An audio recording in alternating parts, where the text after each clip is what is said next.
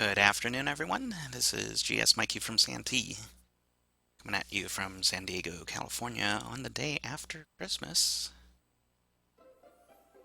Hope everyone had a good time yesterday. And if you're hungover from the previous day, well, good for you for having had so much partying. But it's time to bring it back down a notch, and we'll do a little bit of Pokemon ORAS today.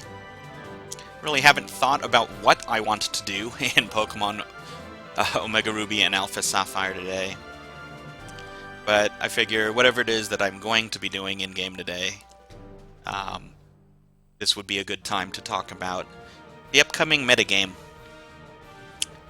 The upcoming year's video game championship rules have changed a bit, bringing us back to the fine year of 2010, where players were allowed to bring up to 2 restricted legendaries, ones that were not usually allowed in competition. One of them being the one pictured down on the bottom screen there, Kyogre.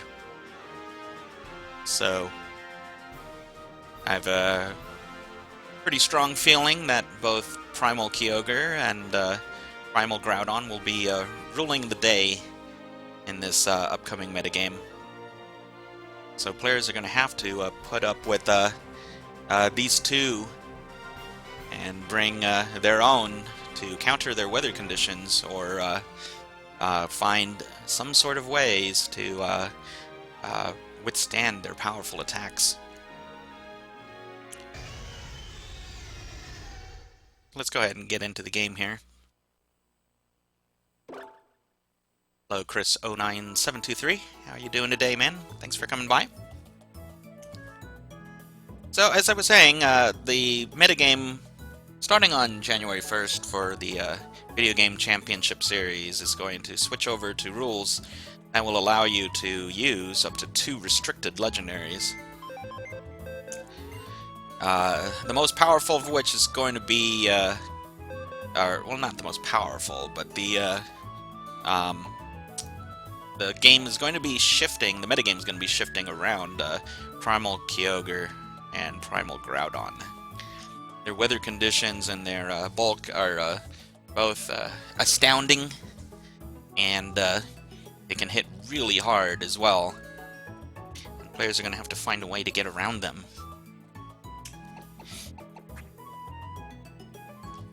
So, if you are interested in, if you have any questions on the metagame, I'm probably the best person to ask about it, since I know all the rules. I'm going to be starting to judge these competitions starting the upcoming year here. And the rules are going to be slightly different at the events that have at the premier events, if you go in premier challenges, as opposed to the rules over at oops, I need to have a Pokemon in here. There I go. As opposed to when you go to a regional or higher. So, if you are a competitive battler, or you are one that's looking to get into trying to play at a regional or a premier challenge, I'm here to help you out. In the meantime, I think what we're going to do is, since I haven't really thought of anything else, and players will be receiving this gift at the first tournament that I host, I'm going to go ahead and start breeding some Scythers here. Now, you see that I have a a Scizor here that I'm going to be doing something with shortly, but need to get my thiefing Pokemon, which is right here. And that I'm going to need at least 4 heart scales to do what I'd like to do. I have any shiny legendaries? Yeah, I do. None of them are for sale, though. But I do have some.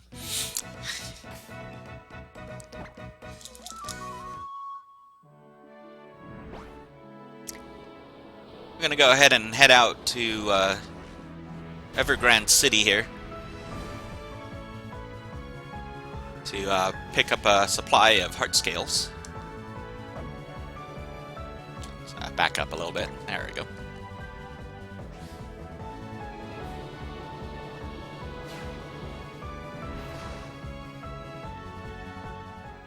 Alright.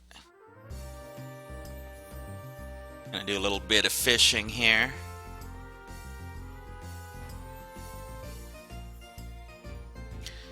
Fishing is usually a good thing to, good place to do a little heart-to-heart talk. Do I have shinies for sale? Generally speaking, I don't even have things to trade, but no, I don't have any shinies to trade, and that's mostly because I'm not a shiny hunter. I don't even have all of the Pokemon yet in this game. I still need to bring over Zygarde, which I discussed on the last cast. I just don't really have that. I don't really have that notion that I need a bunch of shiny Pokemon. I am a VGC player, and I tend to only find value in things that actually would help me win battles. And shinies don't usually help me win battles, so I'm probably the wrong person to ask if you're looking for some shinies. Let's take a look at how many heart scales I have. Well, judging from where it is in the list, I'd say I have the one that I just got. Yes, so let's go ahead and pick up 3 more here.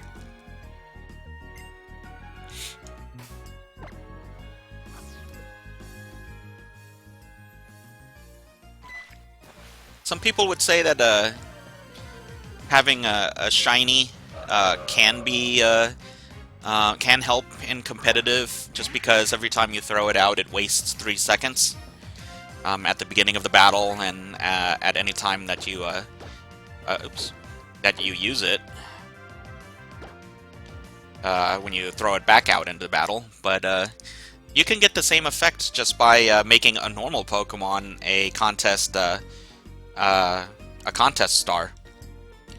You get the same delay, so there really isn't that much of a reason for me to waste time looking for shinies when about an hour's worth of play would make me have the same advantage with a contest star.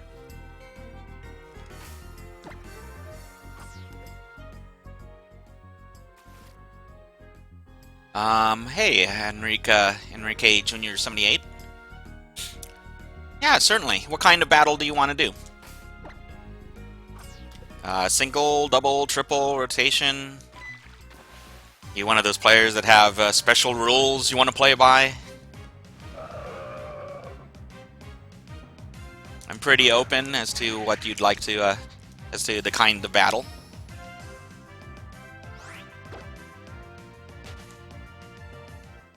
And we're pretty open here today. I say I don't have a lot for trade, but you never know. There are things that I can trade that are over in my Pokebank. They're mostly breed rejects when I was actually keeping them. But right now, I'm pretty much throwing away most of my breed rejects. That's going to be different with the Scythers in a bit here. Enrique Jr. 78 wants to play double. Unfortunately, I don't have an Aegislash for you there.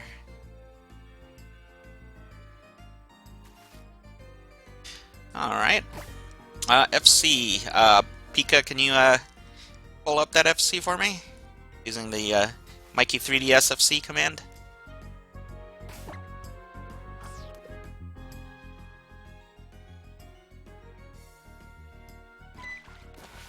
Or Miles, one of you.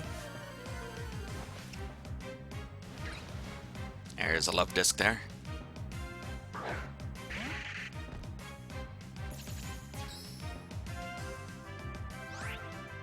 That one did not have a heart scale on it. Here, I'll go ahead and pull it up myself here.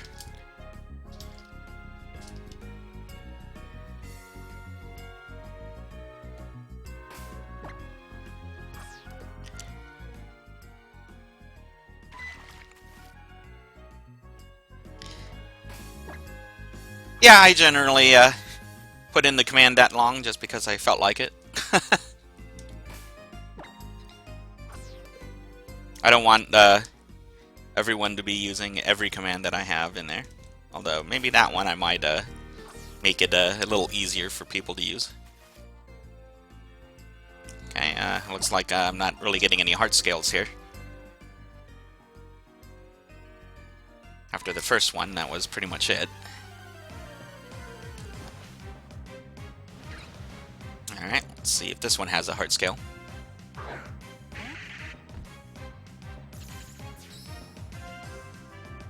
Nope. Worthless love disc as usual. Enrique, just let me know when you've added me in. I'll go ahead and stop game and put you in. And we'll start up a battle.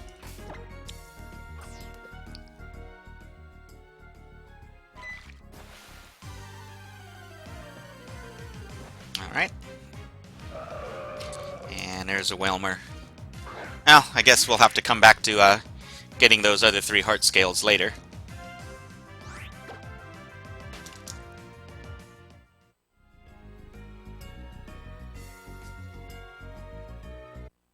Alright.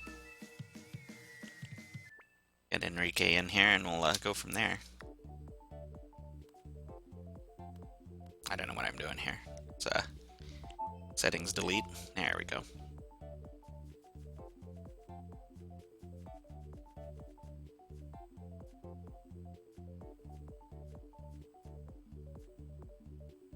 Is the most difficult part. A lot of people haven't touched their 3DS in forever. A lot of them are people I should still keep.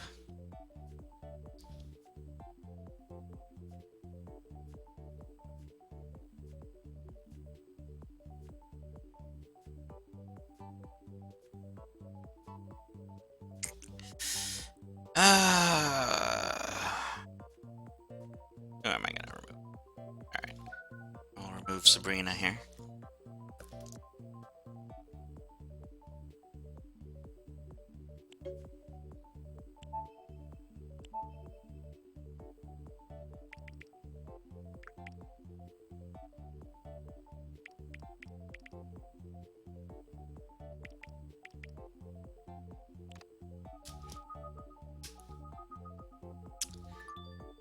Yeah, the Eon Flute is pretty awesome.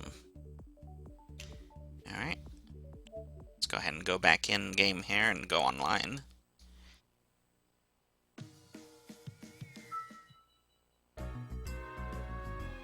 Do a quick check on the team that I have here.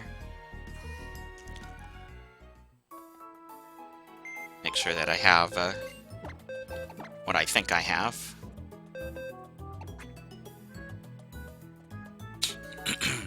Alright.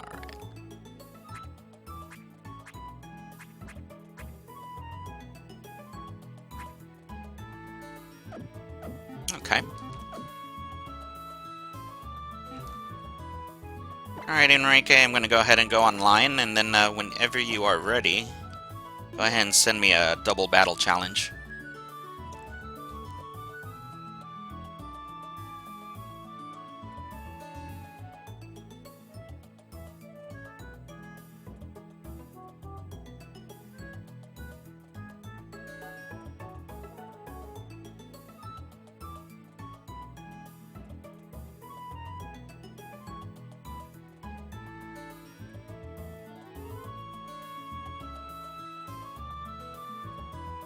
we go there.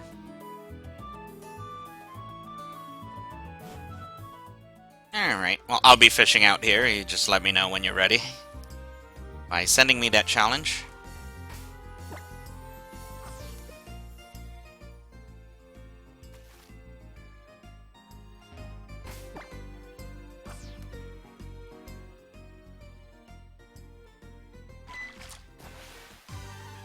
There we go there. See if this one's gonna work. Nope. A Whalmer.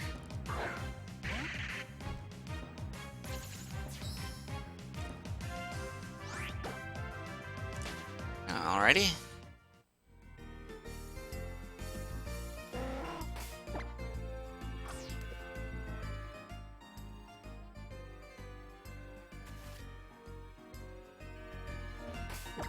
Nothing seems to be biting today.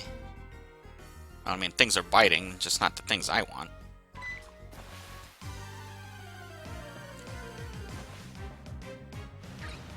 Alright, here's a love disc. See if it has a heart scale.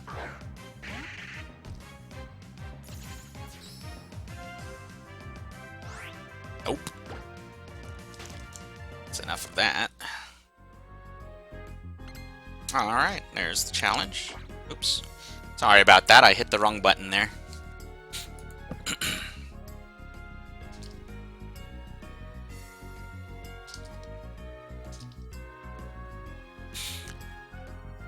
I'll wait for Enrique's battle challenge again. There we go.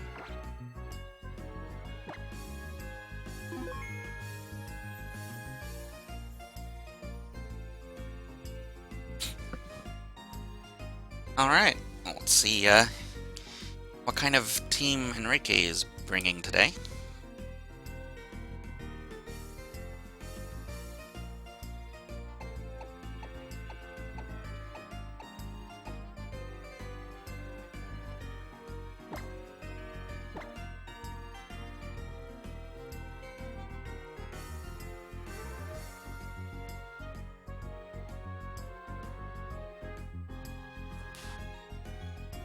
Yeah, I'm just waiting for the game to complete preparations here.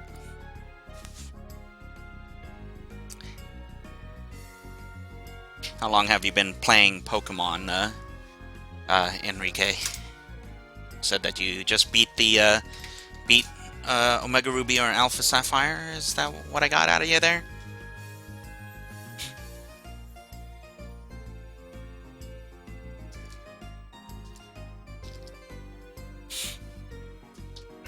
Alright.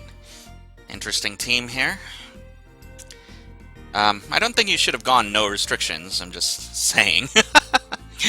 But if you still want to battle with no restrictions, I will definitely battle with no restrictions.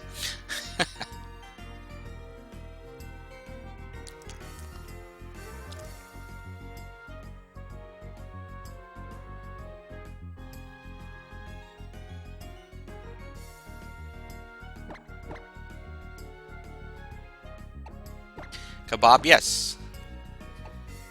You can definitely battle me. Yeah, I do have level 100 Pokemon. This is why you shouldn't challenge someone if you don't have level 100 Pokemon. You shouldn't be going no restrictions. You should be going you should be going flat battle.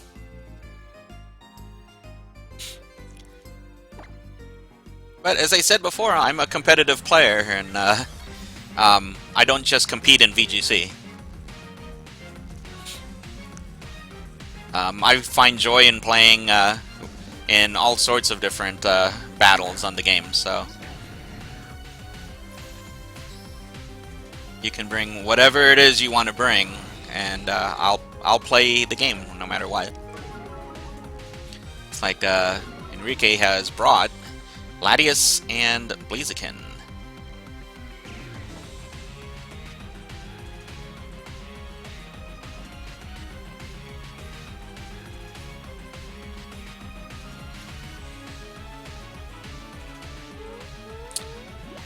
Well, my in-game name is GS** Mikey, and my friend code is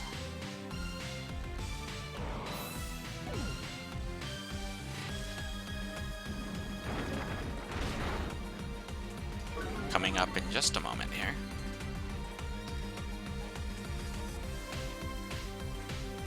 There you go.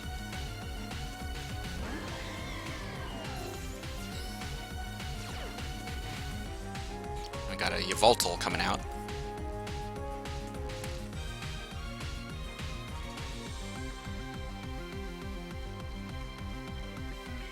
Out comes the Yveltal with its level 100 attacks. Let's see what it's going to do. Pachirisu staring it down with Follow Me.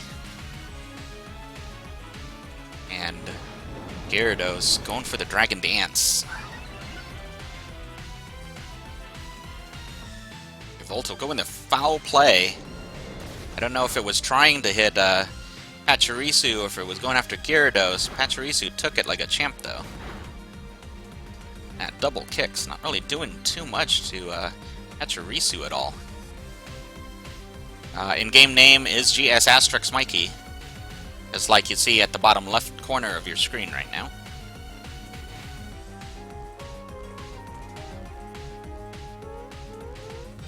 Pachirisu still drawing the attacks away.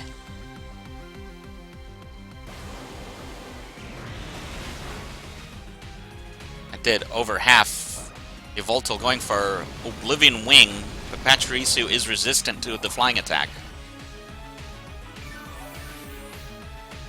And Yveltal came up just above half its HP with that attack. Comes a Blaze Kick. Pachirisu still holding strong.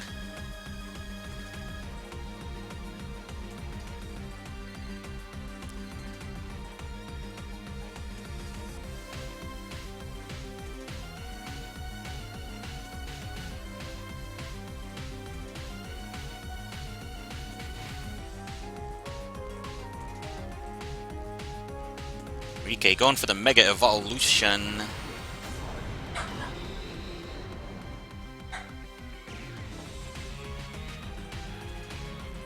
Gyarados going for the Ice Fang. It's going to go for the KO.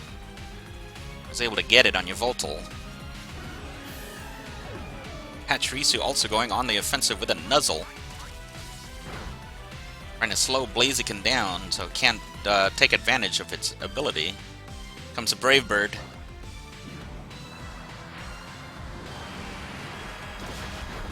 Hit Gyarados, but not a lot. Not for a lot because of the Intimidate. Blaziken speed boosting, but it's hurt in speed because of the paralysis. It's going to be at about 50% the original speed. Out comes Lugia.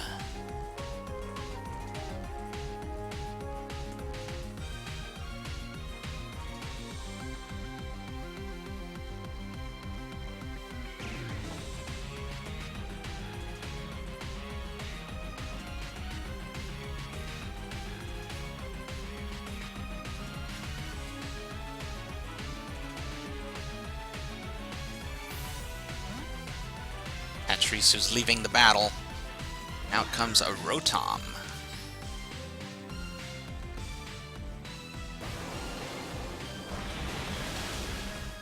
Now Waterfall takes out the Mega.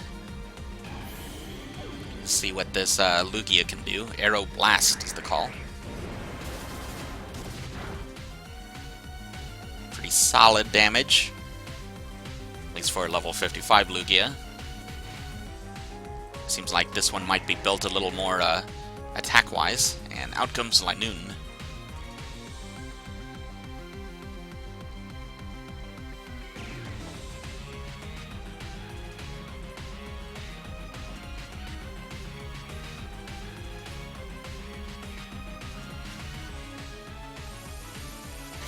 Gyarados protecting this turn, protecting itself against all attacks, including its partners. Discharge. Down goes both Pokemon. Alright, Caleb, I'll add you in a bit here.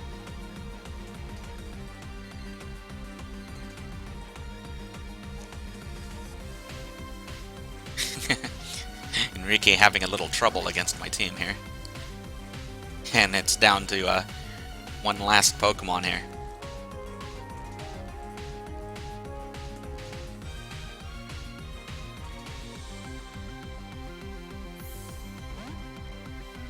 Gyarados leaving the battle, bringing Pachirisu back in.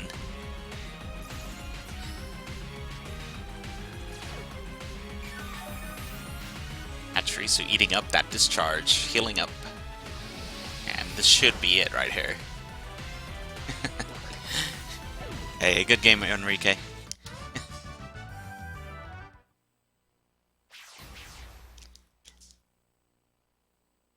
You'll want to level up some of your Pokemon a little bit. Name's pretty cool, sir. Did you like the names of my team?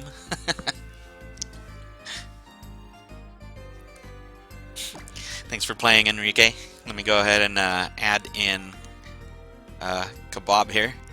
You call rematch? Well, I mean, if you want to rematch, we can rematch after I play Caleb here. Let me go ahead and add Caleb back in first. Or add Caleb in. I don't think I've added him before. And then we can battle again in a bit here. Well, I mean, I can't help you with that level 50 to 60. I don't have Pokemon that are in the level 50 to 60 range for you. I think the best you can do is actually set up a battle where there is restrictions. Let's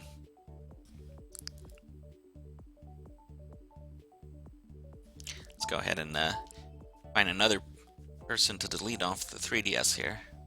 The 2DS, excuse me. I actually cast off of a 2DS with a capture card in it.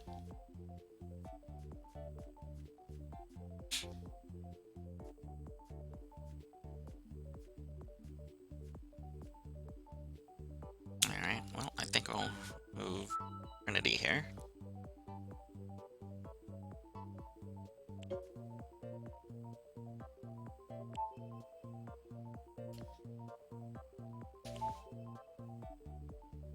Alright.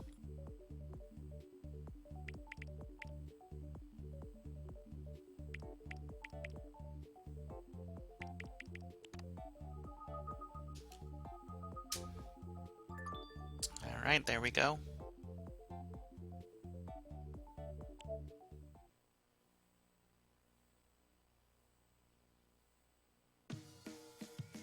Let's go ahead and get back into the game here, and guess we'll, since we got people playing here, I guess I'll bring another team. Caleb, what kind of battle do you want to play? You want me to request the battle, but you're the one that's challenging, and you should also be the one to tell me if we're playing single, double, triple, or rotation.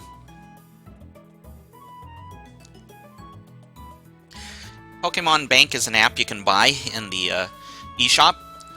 What Pokebank does is it allows you to hold Pokemon in the cloud. So you get up to 31 boxes plus the battle box in-game, but for players who do a lot of Pokemon breeding, do a lot of competitive battling, or just like to collect different kinds of Pokemon, Pokemon Bank is there for $5 a year. So you can make that purchase, and you'd be able to hold a bunch more Pokemon outside of the game. Alright, looks like Kebab wants to play on single, no restrictions. That sounds good. Let me go ahead and bring a singles team in here, and we'll go from there.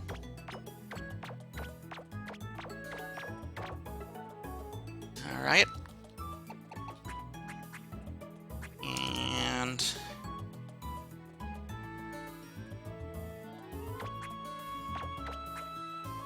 go ahead and do this too. Just to kind of switch things up. You don't belong in this team. Patches, I'm sorry. There we go.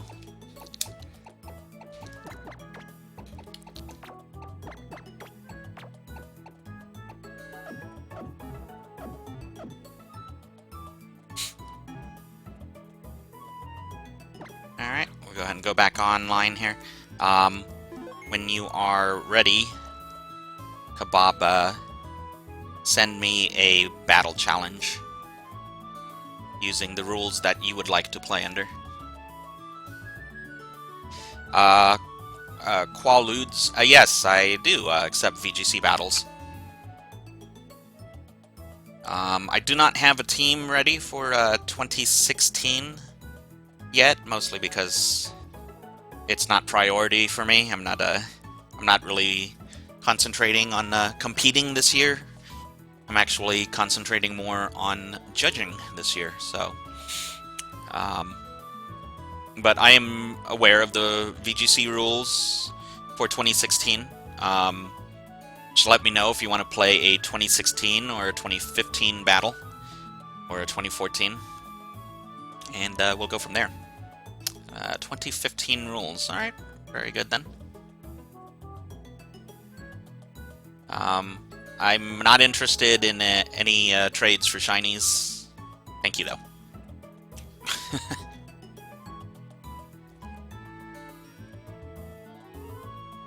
You shouldn't need to type in my name. It should automatically come up. I've already friended you, so I should already be in the game under the name GS Mikey. There's no reason for you to have to put in my name. I already see you online.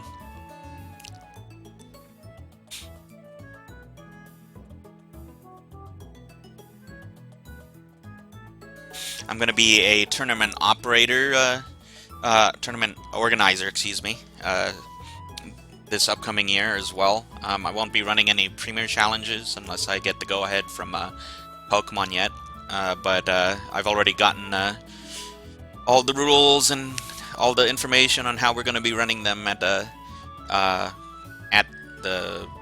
Premier Challenge level. So if you have any questions on that, you have any questions on what to expect at a Premier Challenge or a regional or higher, just let me know. I will try to answer those questions as best I can. Alright, just waiting for Kebab to send that challenge.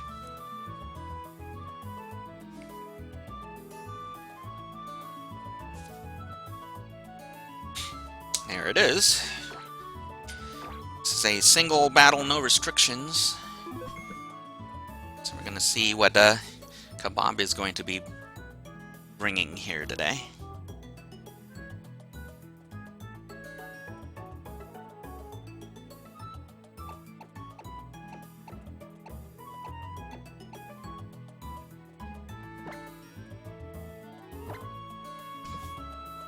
Alright, let's see what you got here.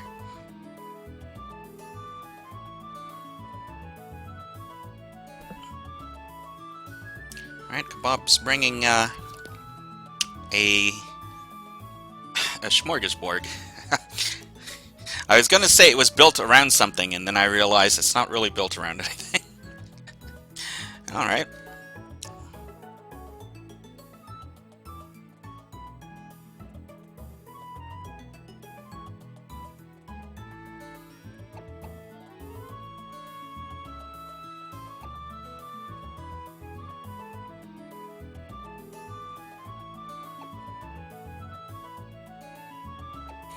It's going to be a relatively tough battle.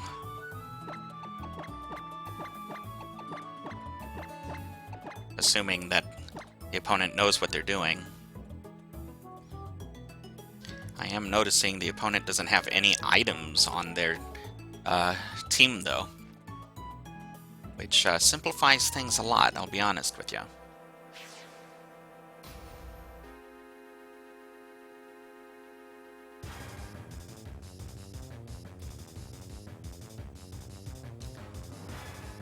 Alright, here we go. Our lead-off Pokemon is going to be Blaziken. It's going to start off against Kyogre. Kyogre's going to begin with a Drizzle.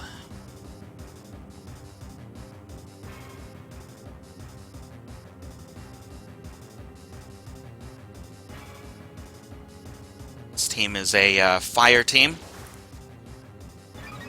So we're going to have to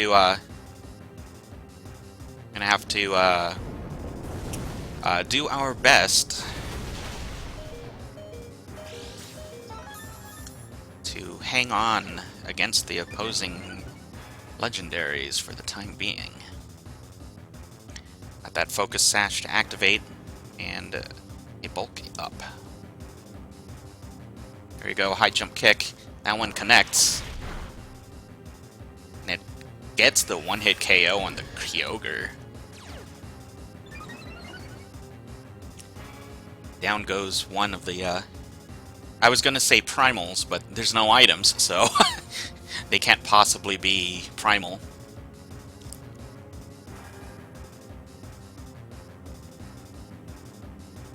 Let's see what the next Pokemon is that comes out. It's a Dialga.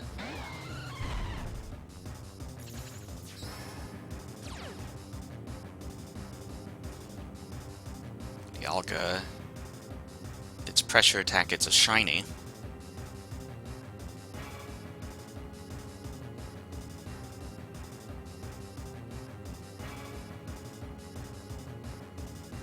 Let's see what this Dialga does. Against a +1/+1/+1. It runs away. Not really what I would have done against a Blaziken. That's already boosted. We'll see if this high jump kick connects. That one does connect. And Zekrom is hurting from that kick.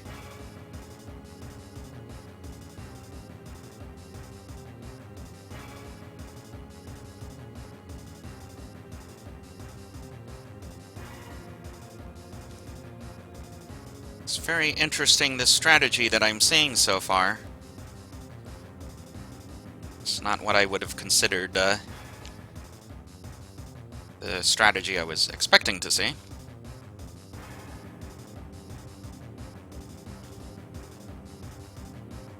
Zekrom switching out. The Dialga is coming back in.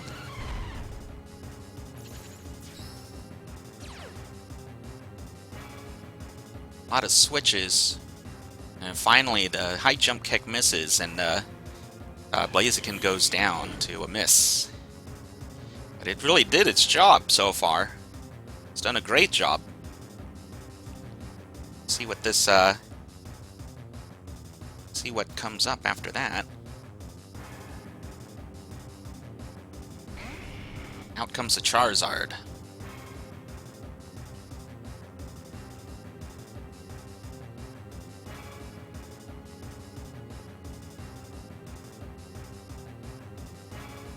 Here comes Charizard's the Mega. It's going to Charizard Y. Get rid of the rain. Something that the team doesn't want to keep having to play in. Here comes the sun. Hello, Korean Brian. Thanks for coming by. Yeah, you can be the next person to play. Wow, that Dialga could not handle one flamethrower in the sun. Went down. Just like that.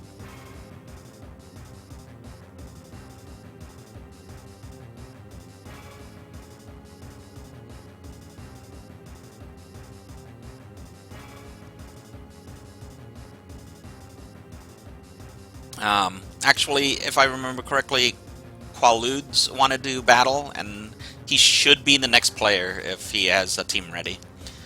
Out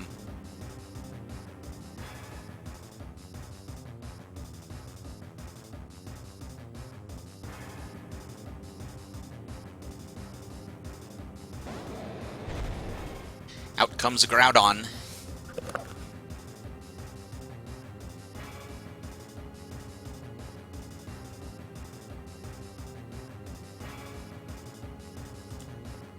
I don't think there's anything wrong, Kebab.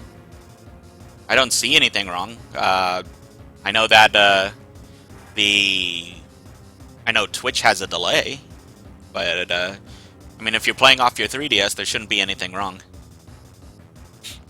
I don't see anything wrong.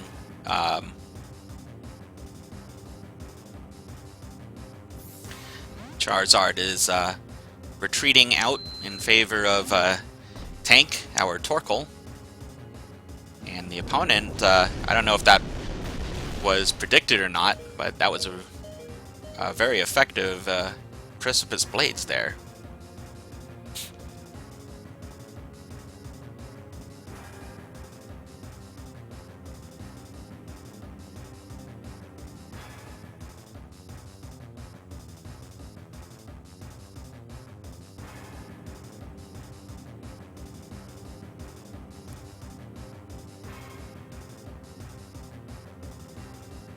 Korean Brian asks, can I use some legendaries? Well, I mean, my opponent's using 5 of them. I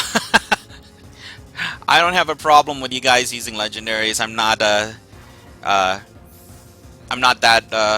hardcore when it comes to playing with players. Here comes another Precipice Blades. That one was dodged by Rotom. You can use out whatever it is that you want to use, guys.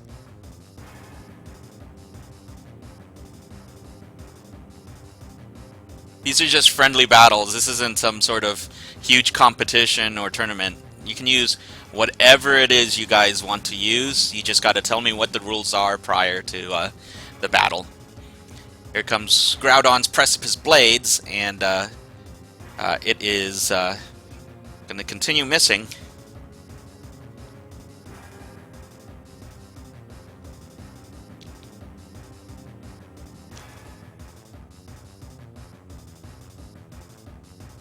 My bot here, Wickedy Splee, is a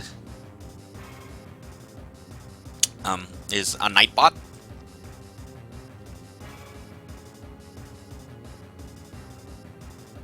No, all of my Pokemon are level 100, guys.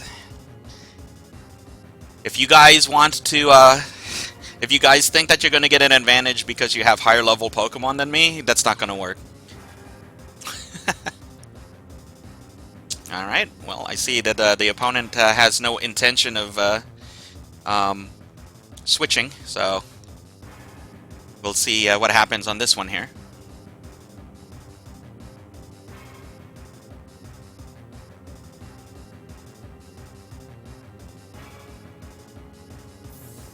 And out Changeling goes. Now Charizard comes.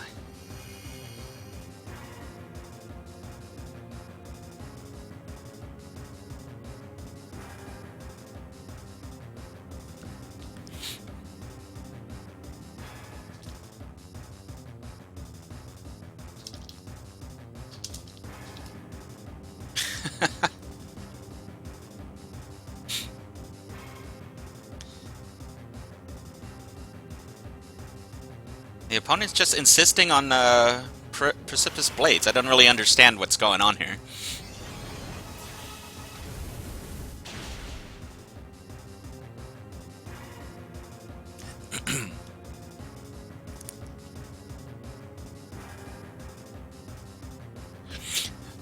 But we just used Solar Beam, and now we're going to Flamethrower it for the KO.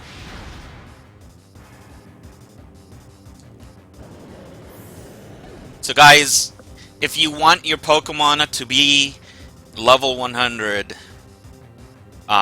or the same level as my Pokemon, you have to challenge using normal rules, not no restrictions. That's what's happening.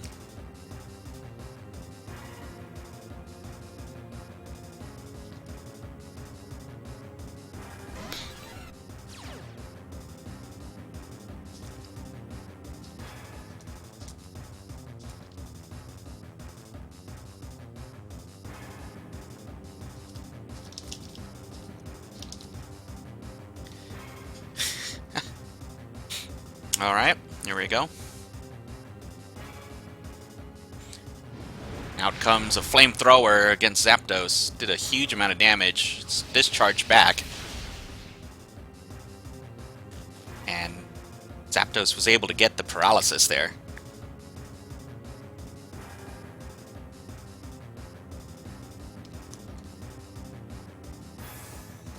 Out Charizard goes.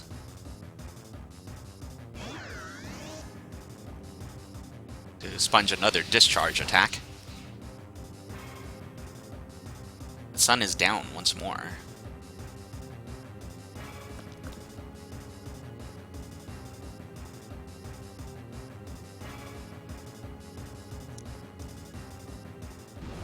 Out goes an Overheat. And we got the KO with it. Down goes Zapdos.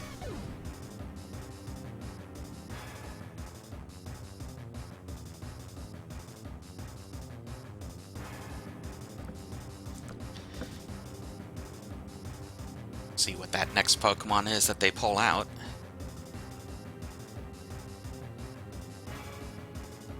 It is a Shaman.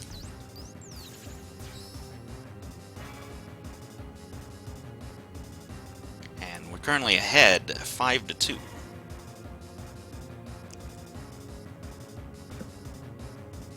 See what the Shaman is going to do against this completely fire team.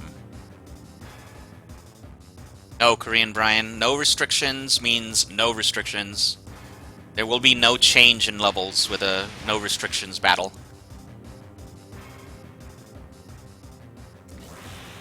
You must choose normal or flat to fix levels.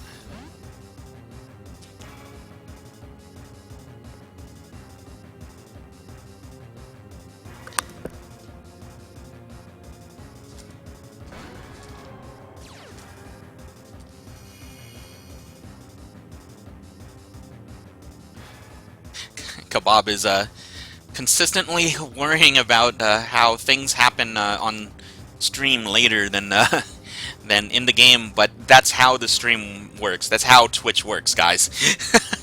I'm gonna keep saying it until you get it. It is how it works.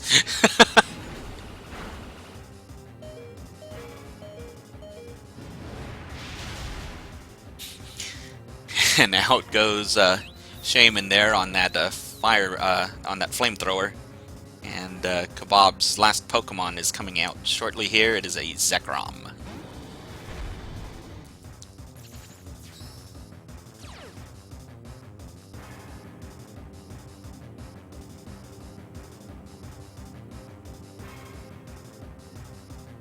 Zekrom goes for a Dragon Claw, and Charizard tanks the hit for the team.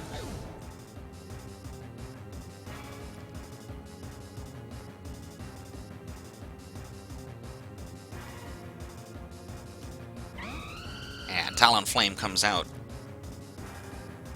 ready to finish this one off. The Brave Bird.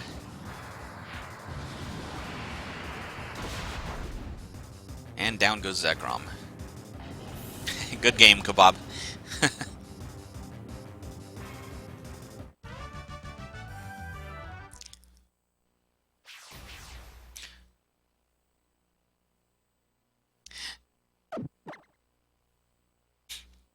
Yeah, Korean Brian. Of course we can do normal.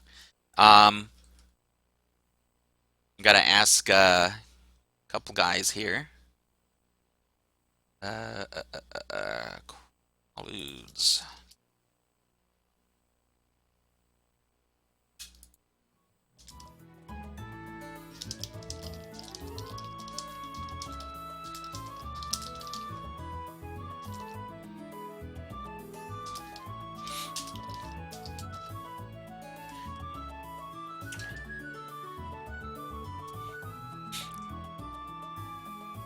All right. It looks like Qualudes does want to battle, so I'm going to go ahead and add him first. Oh, him or her. I guess I can't really make that distinction from the name there. All right, Korean Brian, Qualudes. That is my friend code right there. Let me go ahead and work on getting spots for you in my friends list here.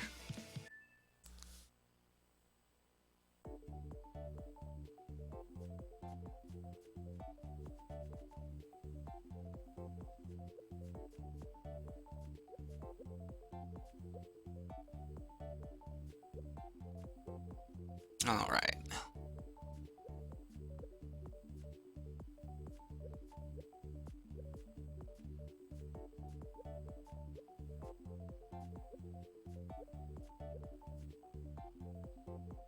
Alright, we're gonna go ahead and remove Ronnie. Oh, I didn't go into delete mode, I don't think. Let's get into delete mode first. Oh.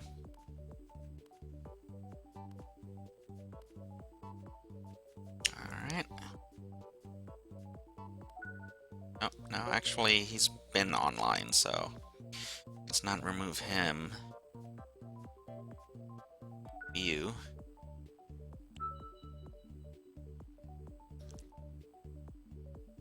And remove Pro here. All right.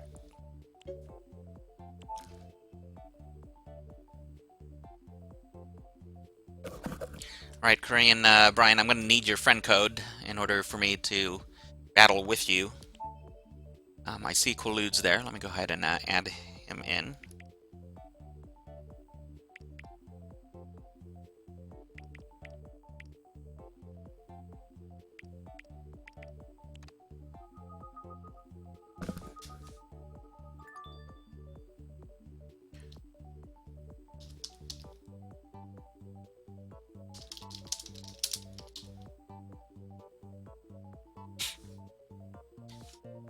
I'm just kind of waiting for a moment for Korean Brian's FC while I'm here.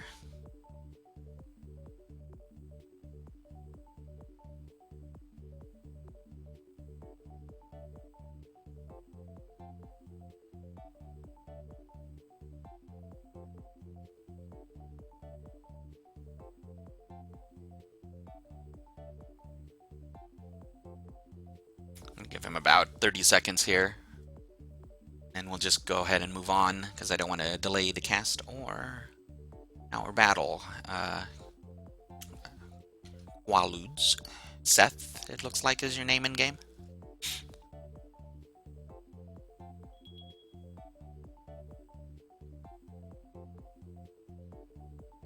Okay, it looks like we're just going to go ahead and move on for right now, and hopefully Korean Brian will get his FC out momentarily here.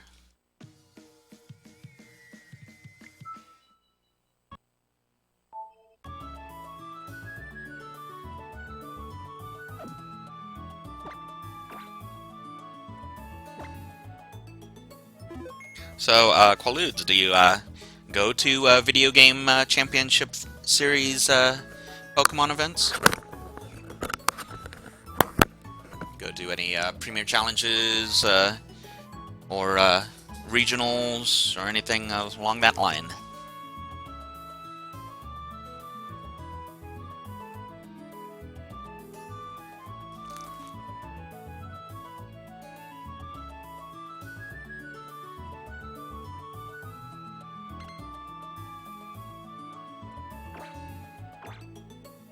All right.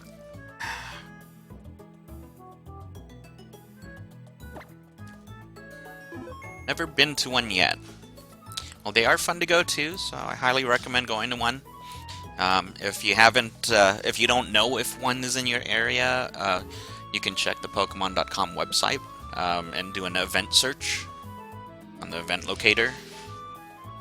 You can find leagues as well as tournaments in your area.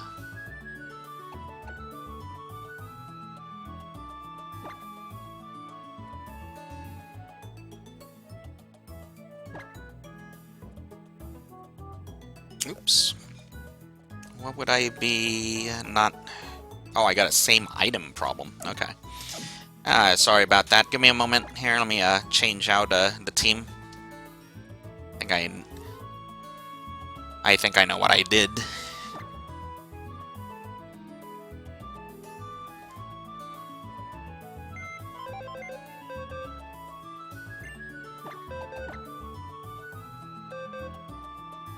Very cool, very cool.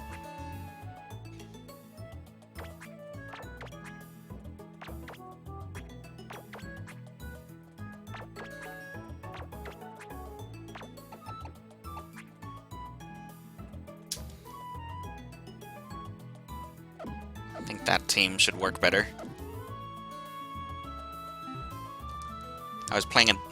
Had a different team in the in there, and forgot that I had changed an item for a specific purpose.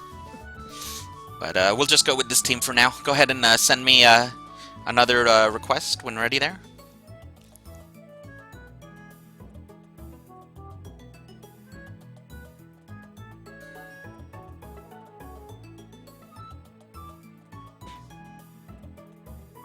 Yeah, Nugget Bridge is a very good place to learn about the competitive metagame.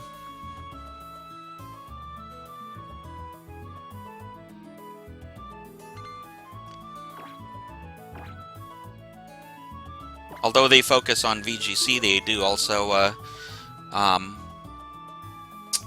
talk about various metagames for the competitions that Pokemon puts out. For example, there was a competitive thread for the Festive Feud that was done recently.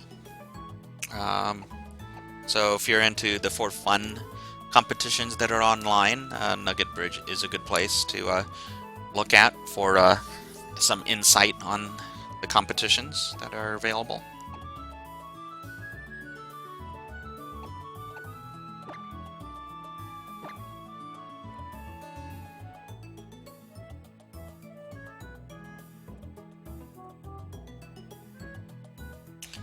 And an interesting team. It doesn't even look like a 2015 team. It looks more like a 2012 team.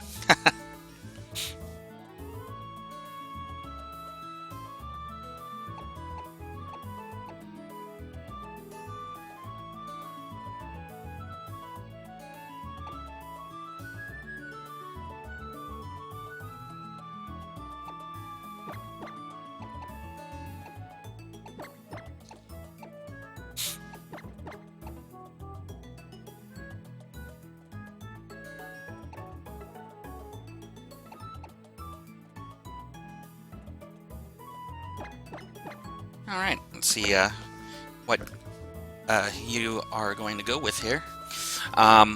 So those of you that don't know about the video game championship rules, VGC rules state that you cannot use any of a specific set of legendaries. Usually I like to refer to them as box art legendaries, because sorry about that. Let me see if I can fix that real quick here.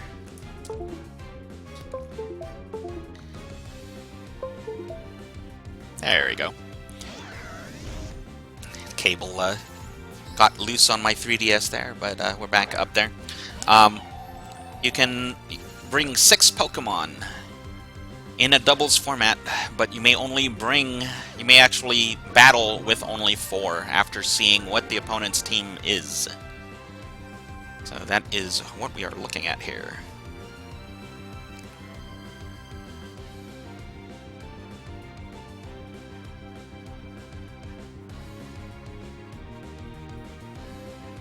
Alright, let's see what the opponent's going to do here. So applying some pressure with Fake Out. And I'm going to go ahead and counter-attack with a Snarl. Try to weaken up that tank that is that Cresselia. Make it a little bit less effective. And the opponent's going with a Trick Room. Alright. And Rotom goes ahead and starts healing up. Interesting strategy. A very popular one with Cresselia, going with the Trick Room.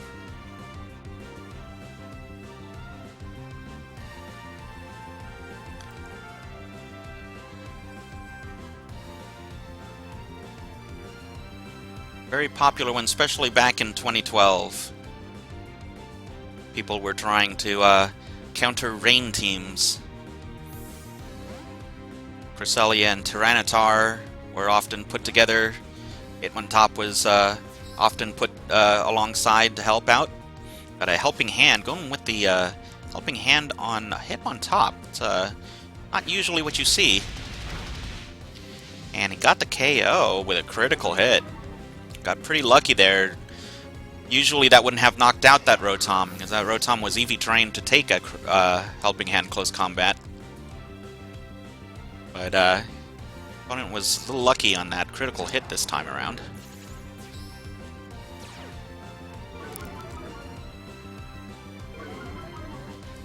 Now out comes a Salamence.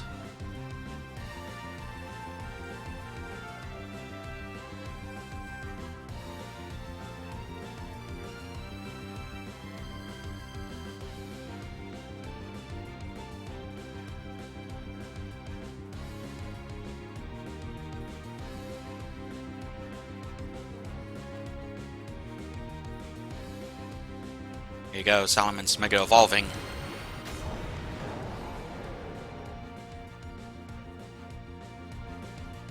See what the opponent's going with. It's a feint. He's trying to get an Ice Beam in, but Pachirisu is going to draw it away. There it is, the Ice Beam. Tried to pull a fast one with that feint.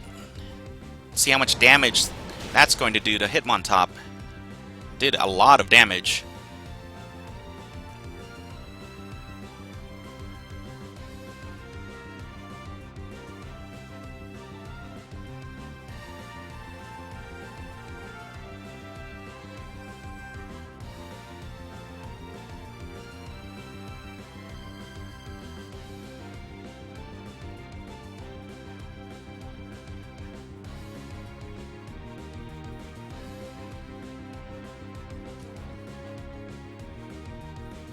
Really interesting to see what the opponent goes with this time around.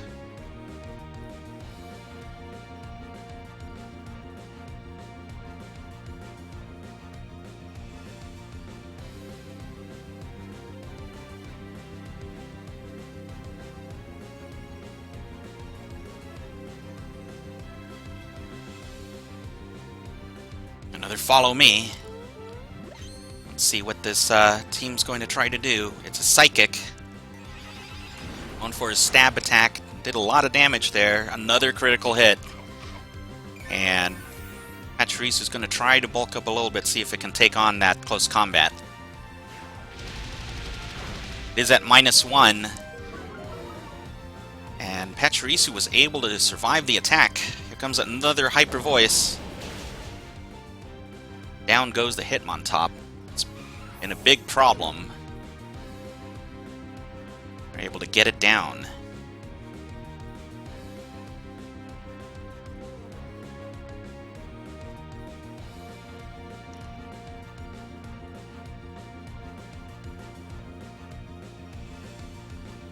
See what the next Pokemon is that comes out.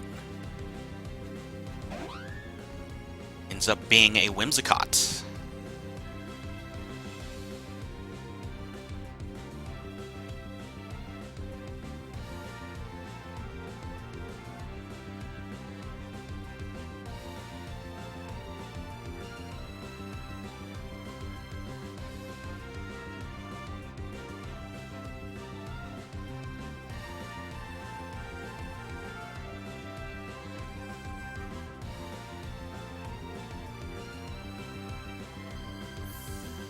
Salamence is happy with what it's done so far. And out comes Raikou.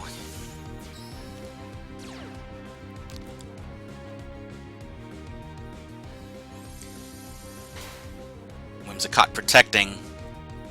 So is Pachirisu. And a Psychic came in, and that was blocked by Pachirisu. What am I doing? Well, I'm battling viewer Qualudes right now in a VGC battle.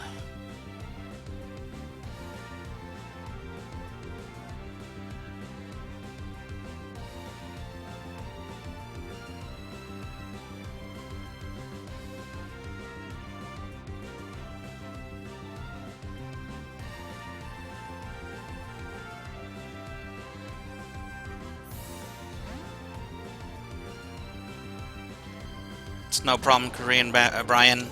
Get that phone charged and we can battle if you'd like. Gotta switch out. Cresselia's leaving. Out comes... Oh, interesting. Tried to taunt Pachirisu. Salamence took it instead, and now we have an interesting setup here. The Gastrodon is threatening both Raikou and Salamence, but we're going to see if it's going to be able to do its job.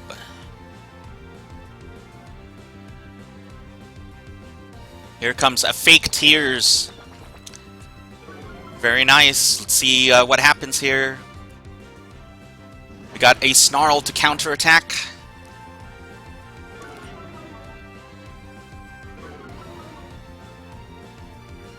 And here comes a Hyper Voice. Gonna do a lot of damage there. Got the KO on the Whimsicott. See what the Gastrodon is going for. It looks like an Ice Beam. Salaman's not able to survive the attack. Goes down. This is coming down to the wire here. We got a 2v2.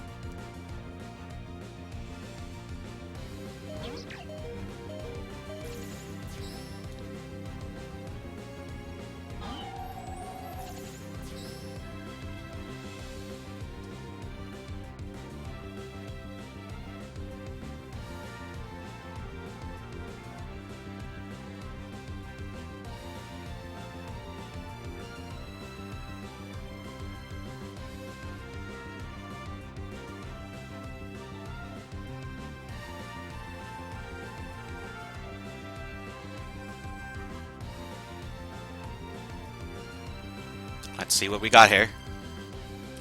Raikou going for the Shadow Ball. Trying to get the super effective damage. Didn't quite get the KO. Got a special defense drop though. And we got a Super Fang.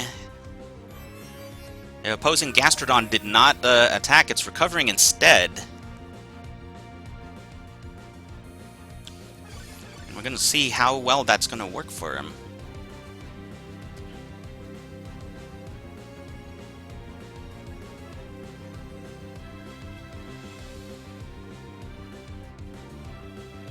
Really tight battle here. Opponent's going with a helping hand, trying to power up Gastrodon, probably going after Raikou. Pachirisu protecting this turn. There's a Muddy Water. Elected to go with the weaker attack. And it didn't get the accuracy drop. Here comes a Snarl, trying to get the KO, and got it on the Cresselia.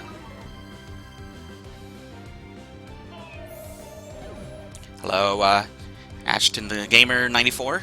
Thanks for coming by.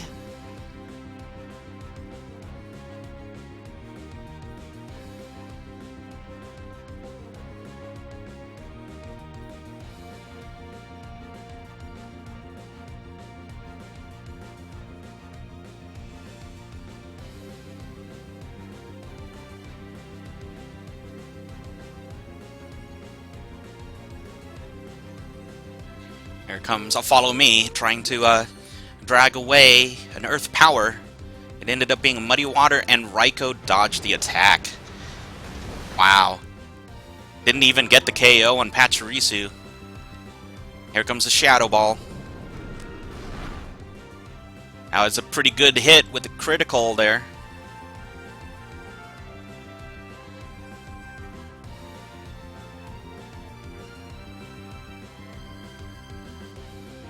Well, it's going to have to recover this turn in order to keep the battle going.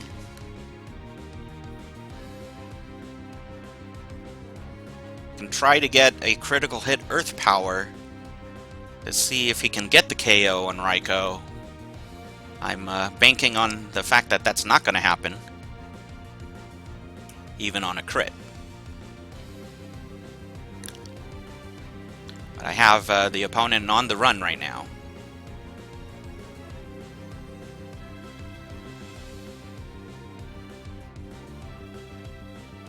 Opponent's going with Muddy Water, and Raikou dodged again. And that's gonna be a big miss there. Let's see if the Shadow Ball can get the job done here. And we got the KO. That was really close. Good game, Qualudes. It's a fun battle. That didn't look good for me in the beginning when you got that critical hit on Rotom, but my team was able to lower the abilities of the opponent enough and try to force some plays, and we were able to come out victorious there, despite the disadvantage in the beginning and the Trick Room. That was a really fun battle. Thanks for playing, man.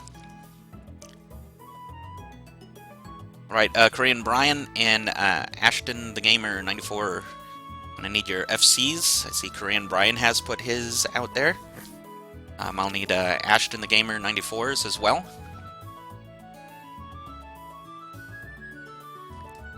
You got a good team, Qualudes.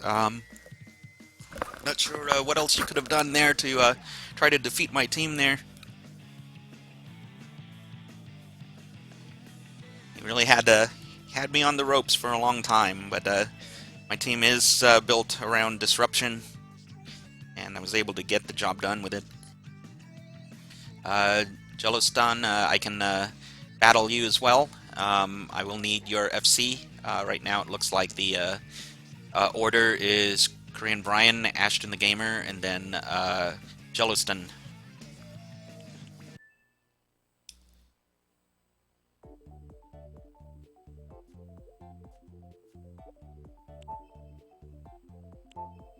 Right, so I'm going to need to make room for 3 players here.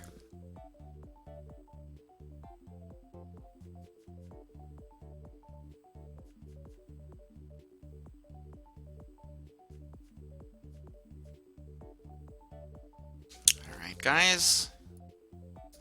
Get you a mine here. That's my FC right there, guys, if you didn't already get it before.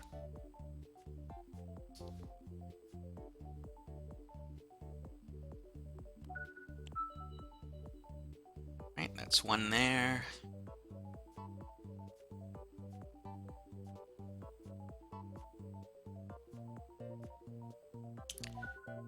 That's 2.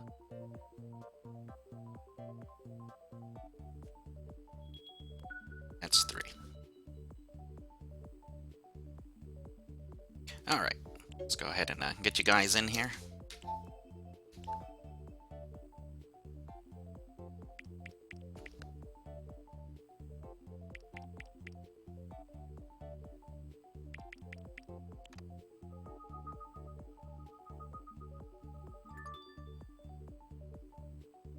Alright.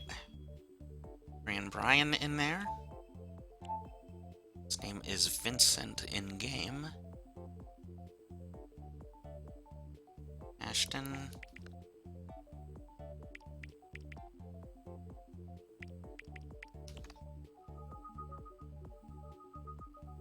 I will play whatever rules you decide to challenge me with. You just got to tell me what rules you're gonna play. You're gonna want to play by beforehand, so I can choose an appropriate team. All right, we got Ashton. Apparently is junior in game.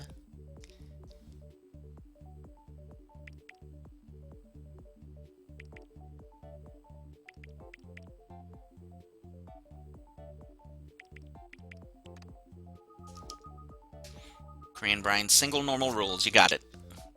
And Jolston is Jaden.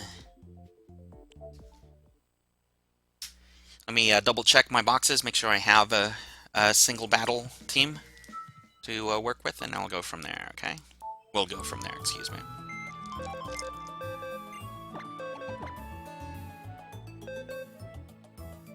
Alright.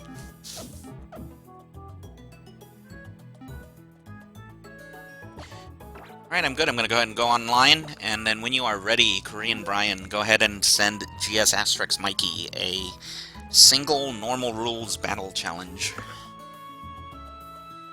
Ashton also wants to play single normal rules, so same thing with you once my game with Korean Brian is done. Go ahead and do the same. Challenge me with a single normal rules. Okay, I'm online, waiting for Korean Brian's battle challenge. And Jelliston also. Alright, fair enough.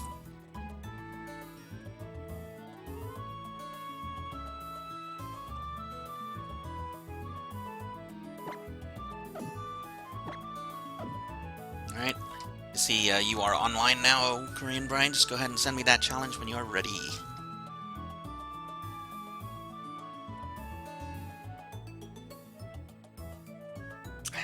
Haven't popped up on your friends list. Well, I don't know what's going on there, but, okay.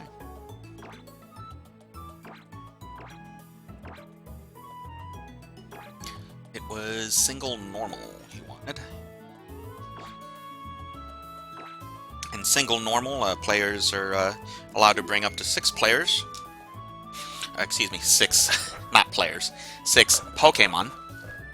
All Pokemon will be leveled to level 50 temporarily for the battle. And you can bring up to 6 Pokemon, but you must choose the 6 in order.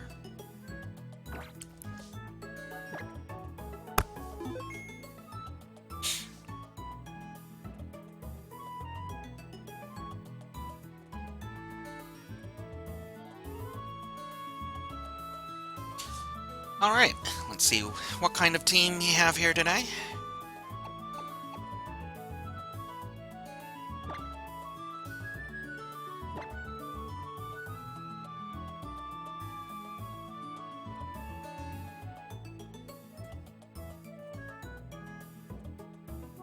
Alright, looks like a pretty balanced team. Looks like one Pokemon's missing an item. It'll be interesting to see how that's going to play out. Of course, it is the strongest of the Pokemon, allegedly, so...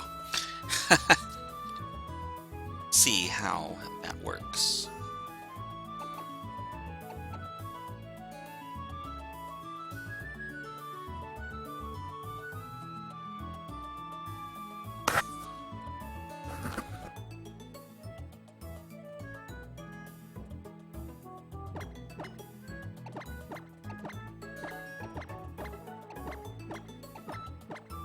Alright, let's have a good battle here. Let's see what Vincent has in store with us today.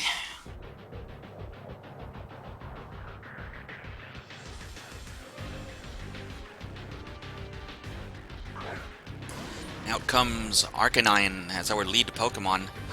Opposing players bringing out a Snorlax.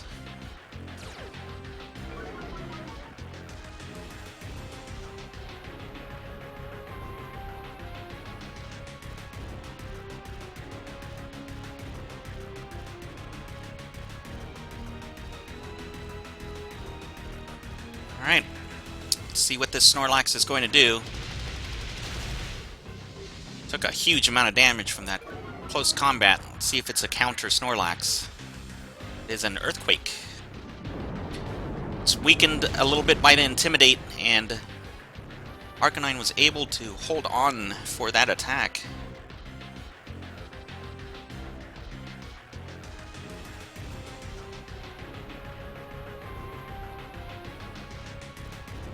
Here comes its a Wild Charge.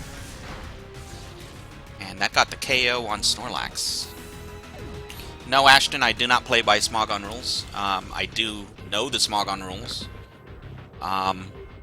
If those are rules that you insist on playing by, I will abide by those rules. But I have not really played around with Smogon rules for a while.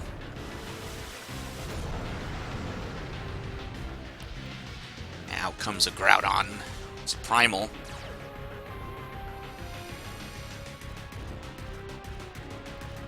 Sets up the sun.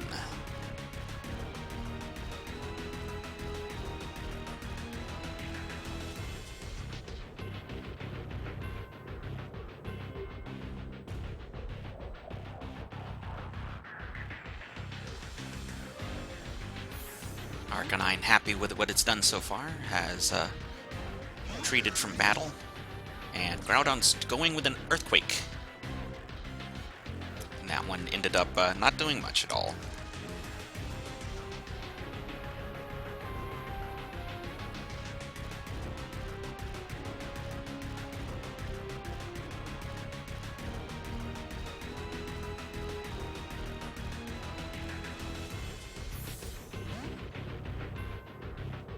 Rotom leaves the battle, and out comes Arcanine again.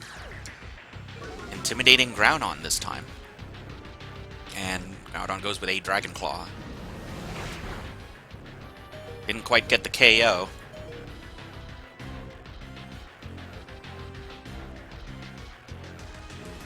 And Arcanine's leaving again. This time, Torkoal's coming out to take on Groudon. head on. It's another Dragon Claw. And Torkoal did more damage by standing there than than Groudon did. Comes an Earthquake. Did a lot of damage to Torkoal. Here comes an Earthquake in return. A pretty decent amount.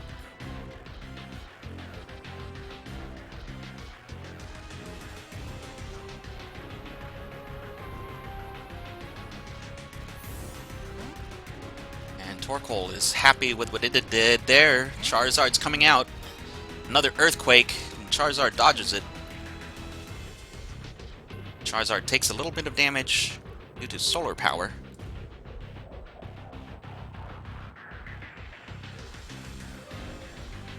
Here comes a solar beam in Groudon's sun. It's going to be powered by solar power. Didn't quite get the KO. Here comes a Dragon Claw in return. Did a lot of damage. Got a critical hit. Charizard is hurting at this point.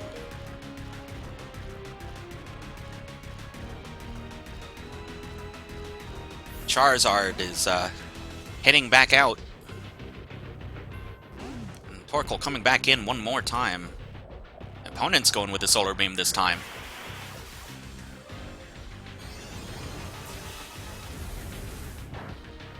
Torkoal was able to take the hit.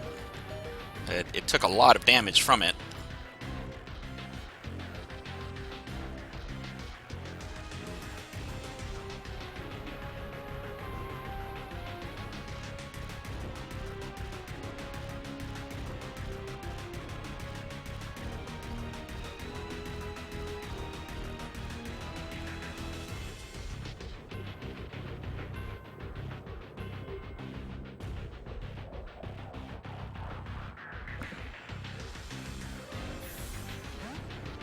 Torkoal switching out.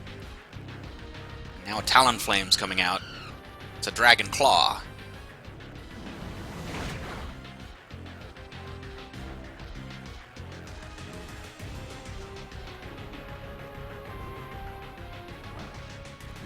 Here comes a Brave Bird.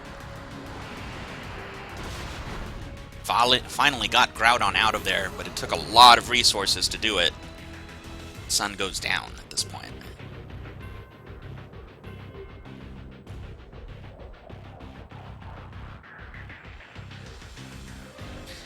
Smogon Rules is, I mean, it's not a bad way to play. It just isn't the official way to play. I, generally speaking, play by VGC rules. I'm a video game championship player. I also like to play all of Nintendo's and Game Freak's formats and stuff, so I generally don't I don't insist on opponents playing by Smogon rules. They're simply not. I mean, it's all good and everything, but I mean, it's not all that great, you know. Here comes an Aqua Jet, huh? All right, we'll see if an Aqua Jet comes out. It doesn't look like an Aqua Jet's coming out. It looks like my Talonflame took the thing out.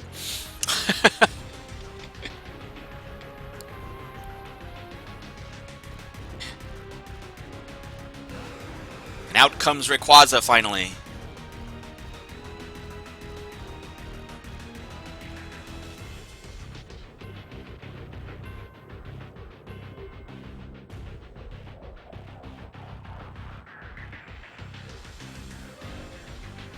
The real battle starts now.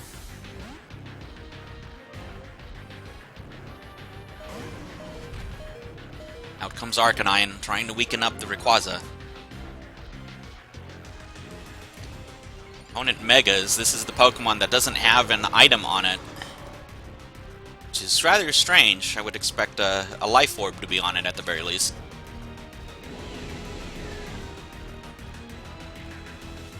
Here comes a Dragon Ascent.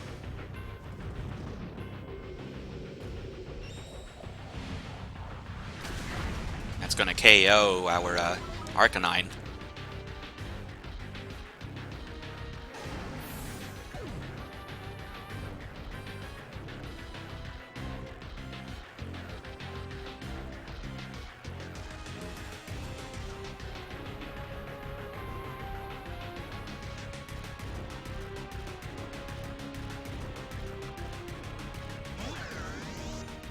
Out comes Rotom.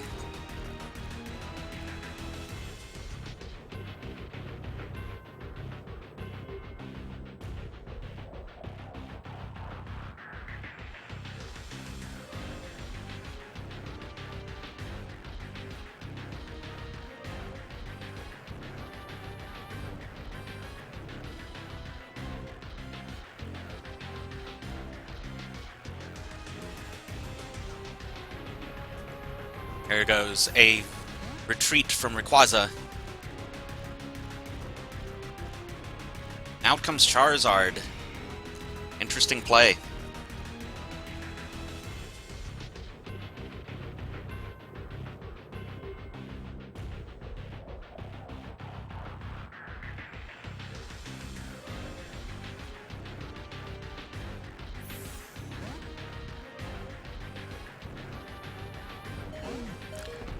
In comes Tank to take the hit. It's a Dragon Pulse.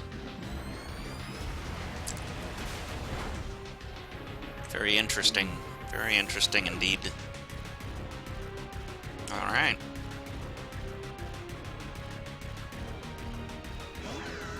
Out Rotom comes out one more time. Here it is, Rotom going for the Volt Switch. Got a solid hit on Charizard. Rotom retreats out.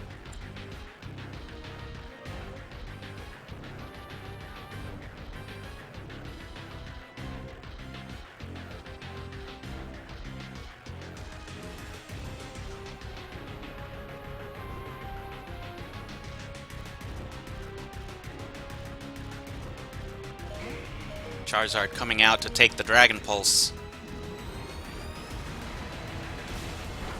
And down it goes.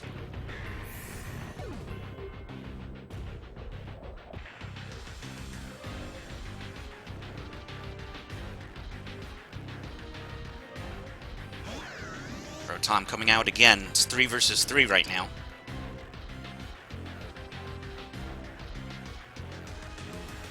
Another Volt Switch.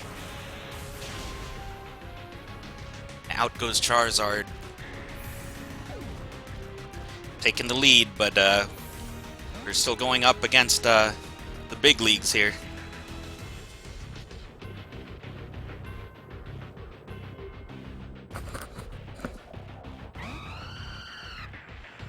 Out comes Talonflame. Opponent's going with a Latios.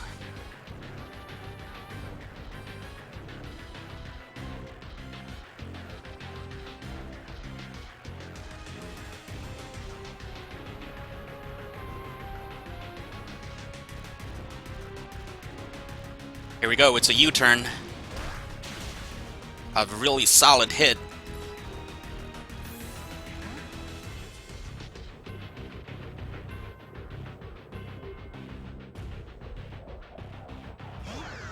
And Rotom comes back out, it's a Luster Purge coming in.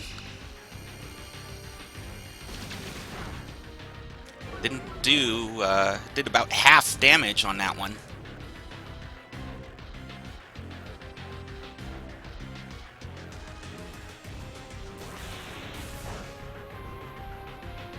Rotom trying to preserve itself. It's leaving the battle.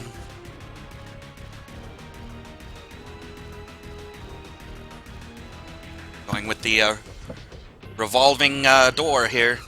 Here comes a fly. Wow, what an interesting play.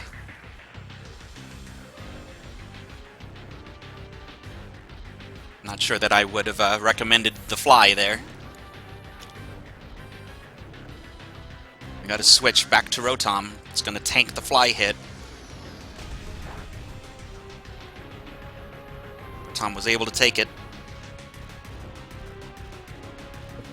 Rotom going with the Volt Switch again. Going with annoying tactics. Latios goes down. And now we're 3 versus 1 here.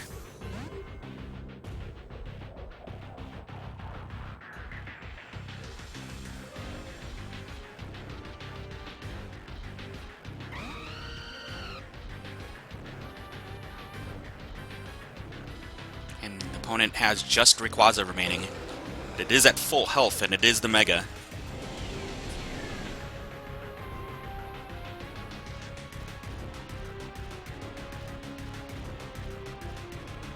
Here we go.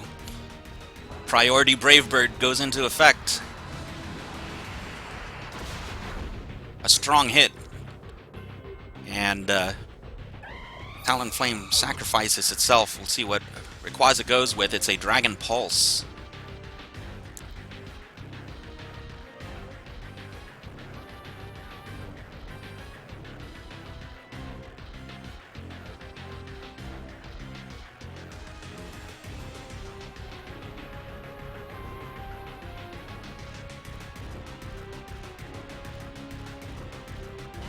Out comes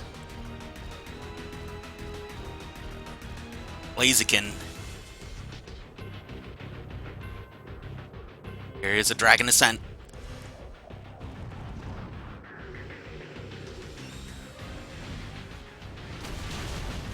Did massive damage. Blaziken saves itself with the Focus Sash. Gets one chance with this. Stone Edge. That one hits. And we got the win.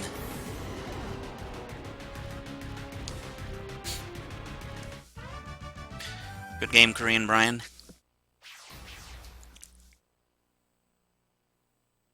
Was able to overcome the advantage of power that the opponent had with constant volt turn tactics, trying to be annoying and taking advantage of the natural abilities of the Pokemon that I have. Well, I won't lie though, it wasn't that easy a battle. But the team that I built is well built for most situations. It's not really built well to go up against Groudon, as you guys probably noticed. It took a lot of resources to take on that Groudon, and I had to rely on some pretty crafty plays in order to get the most out of my Pokemon after that. But we were able to do it. Got the win. Alright, next person to play is Ashton, I believe. Yes, Ashton is the next person to play. Caleb, no trading today, sir. Thank you, though.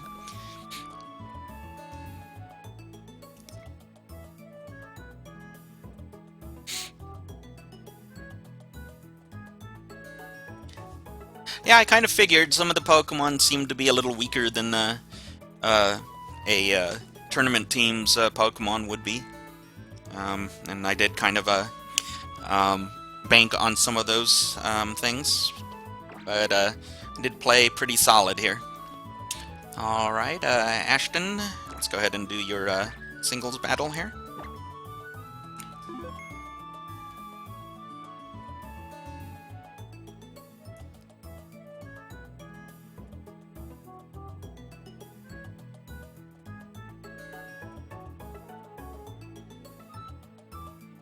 And most of you guys are pretty new to my channel.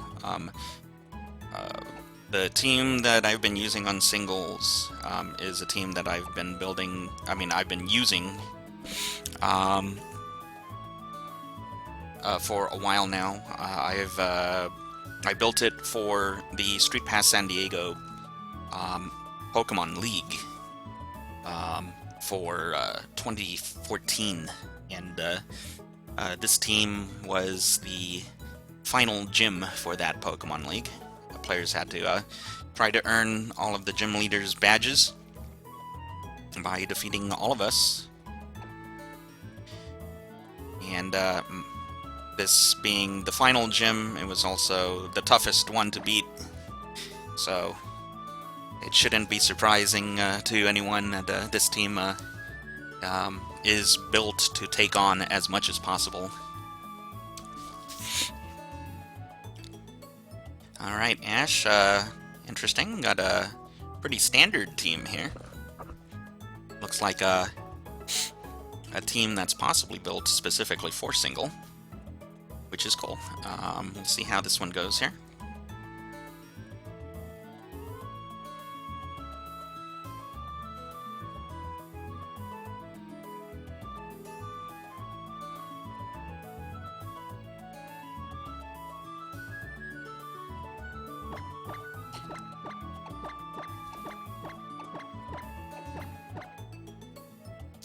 There's only one Pokemon on Ash's team that can Mega. Be interesting to see how that Pokemon is used. Dirt Digger Dog, how are you doing? Thanks for coming by the chat today. Sorry, I saw your name earlier, but I think I neglected to say hi, so I am saying hi.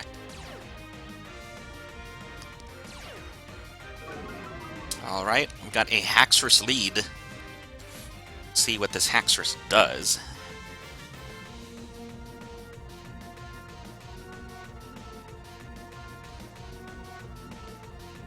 Hey, Lucky Wolf, thanks for coming by. Haxorus is already leaving. Rotom's coming in its place. Comes in extreme speed. Didn't do a lot of damage. The Rotom looks like it is built bulky.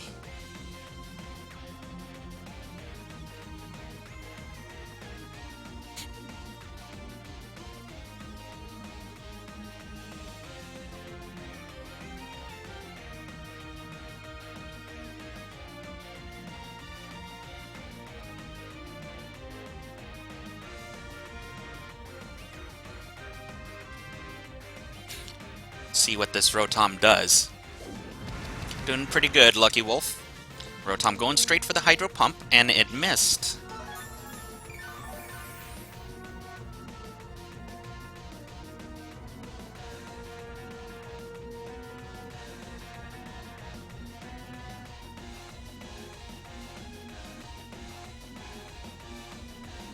Arcanine still insisting on staying in against this water type. Got it down pretty low, and here comes the Hydro Pump. It's going to be weakened in damage due to the berry. Arcanine takes the hit.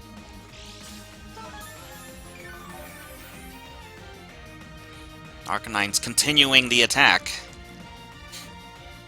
Has absolutely no intention of giving up anything here.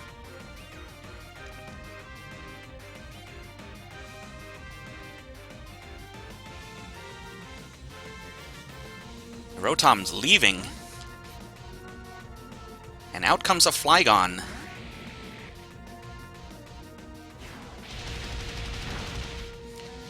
Got solid damage on that Flygon.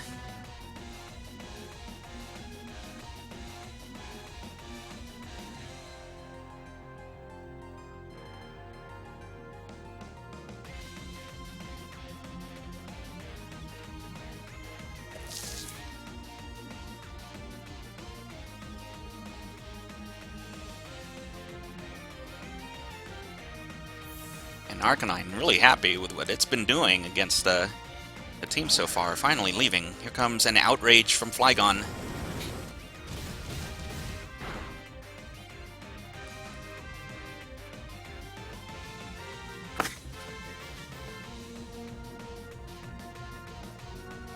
Interesting.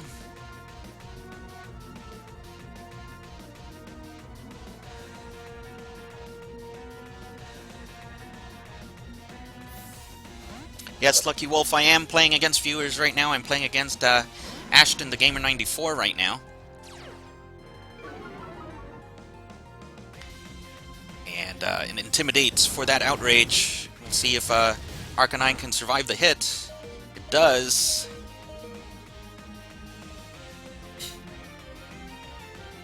And Arcanine continuing to be a problem for the opponent. And now comes the Torkoal to tank the third hit of Outrage. And Torkoal really showing its stuff there.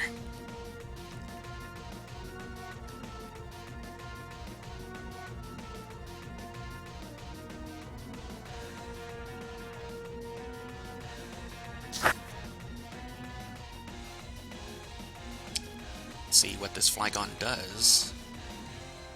Its upcoming turn. Currently confused.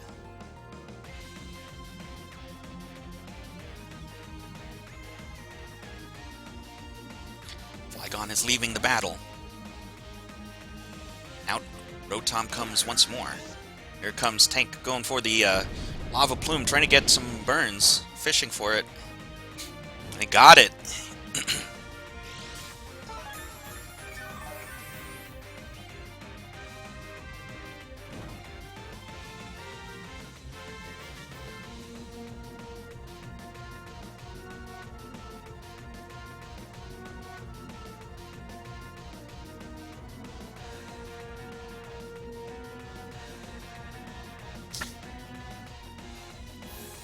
Torkoal's heading out.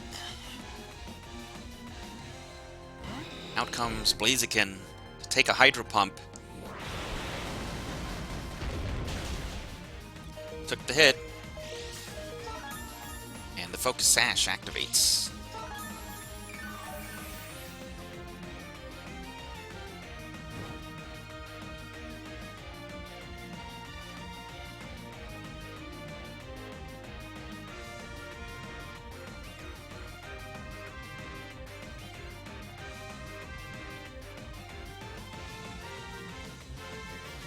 See what this Rotom does now that it's burned.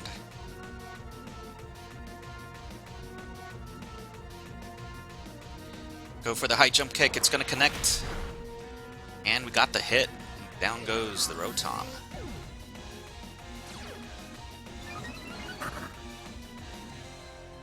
And a speed boost for Blaziken.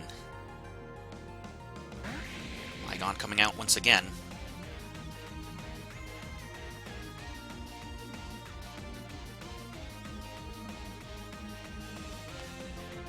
Flygon hitting before Blaziken can move. Got their Earthquake out, and down goes Blaziken. Very good play.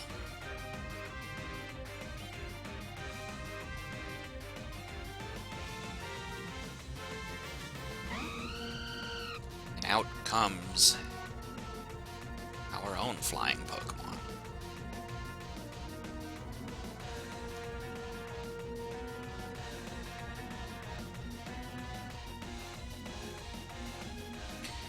Flygon withdrawing. Here comes the Jolteon. I don't know if that was the right move, though. We'll see what happens with this.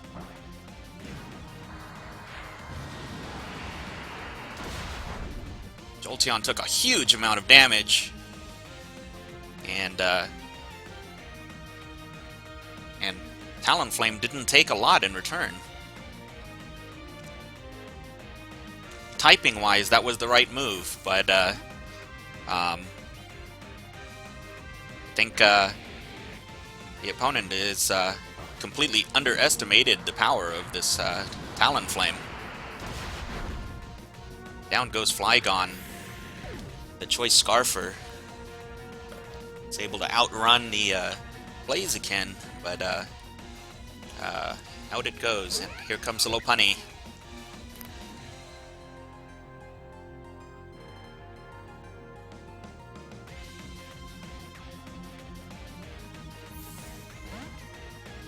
Talonflame leaving the battle once again.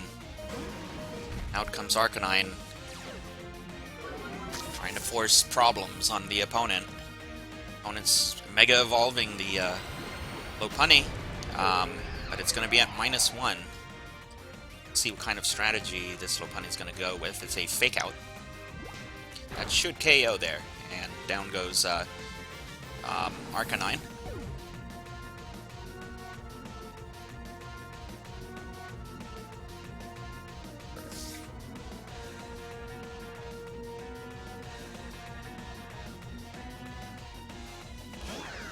Here we go. It's a Rotom.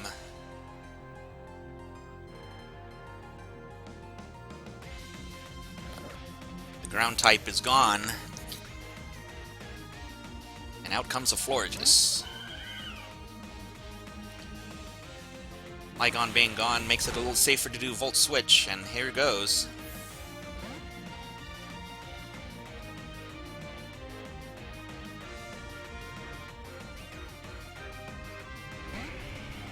Charizard finally finding time to come in.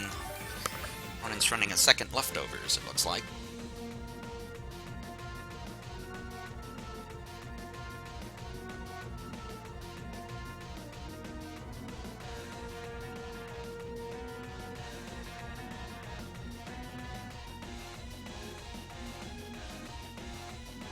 Interesting to see what the opponent does. Right now we are even at 4-4.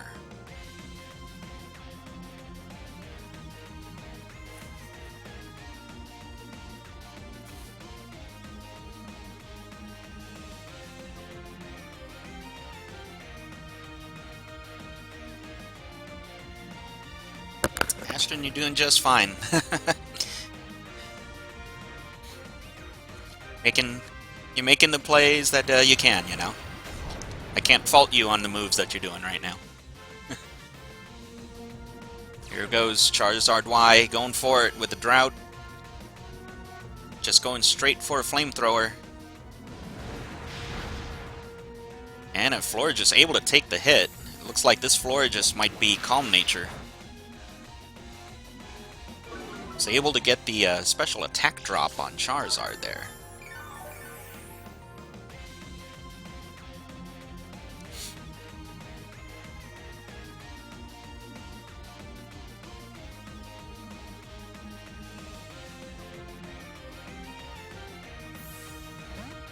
Charizard pulling out. I think Charizard actually got what he wanted, though. And Florges just going for the Protect, but nothing came in to attack.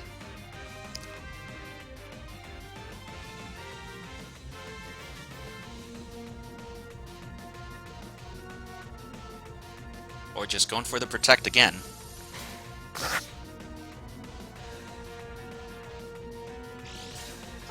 Now Talonflame threatening with a Flare Blitz.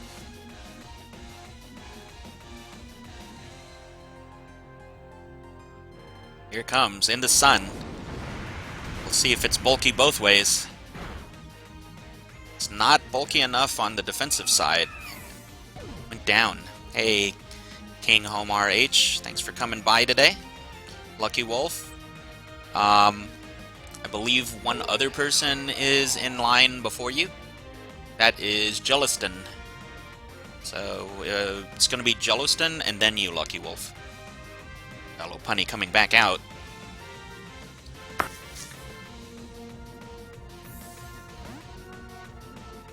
Talonflame retreating out. And Tank coming in to take on the Lopunny. Here comes a Fake Out. That's going to hurt Lopunny quite a bit. That Rocky Helmet.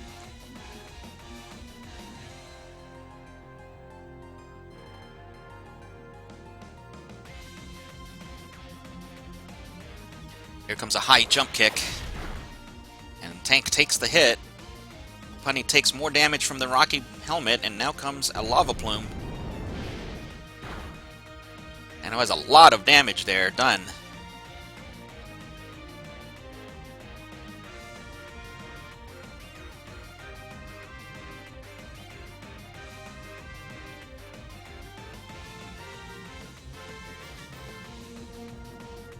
Lopunny going for the high jump kick again. And down goes Torkoal, but not before taking Lopunny's HP down a lot. You will need to give me your friend code.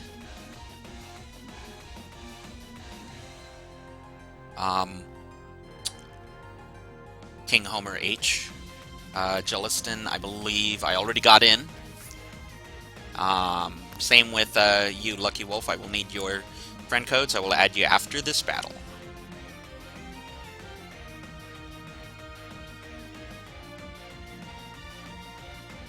Rotom coming back out again. Here comes the Volt Switch. And got the KO on the Mega.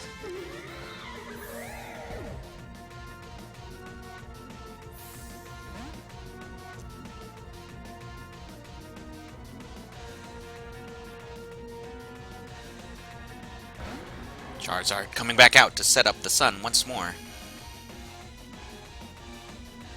You can give it in the chat right now. I'll find it in the chat after the battle and add you in.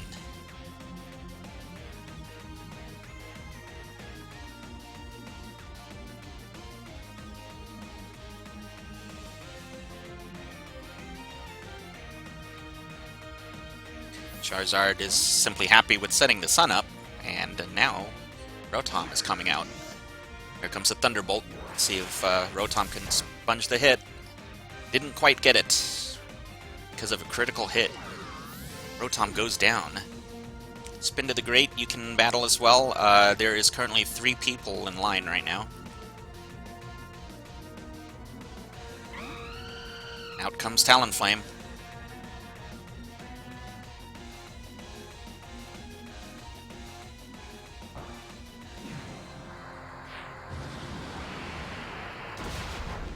Down goes Jolteon. This is going to be down to Talonflame and Charizard versus Haxorus.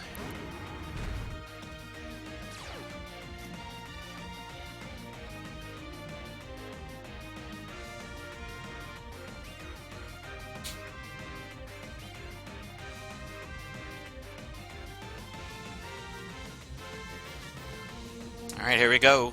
Talonflame going for the Brave Bird.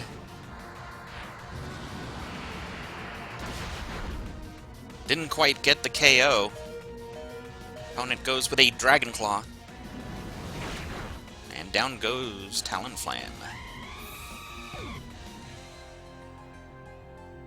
And it was a Life Orb Haxorus, and it goes down before it can go after Charizard with a Rock Attack. And we win 1-0. That was a good game. Excellent game there.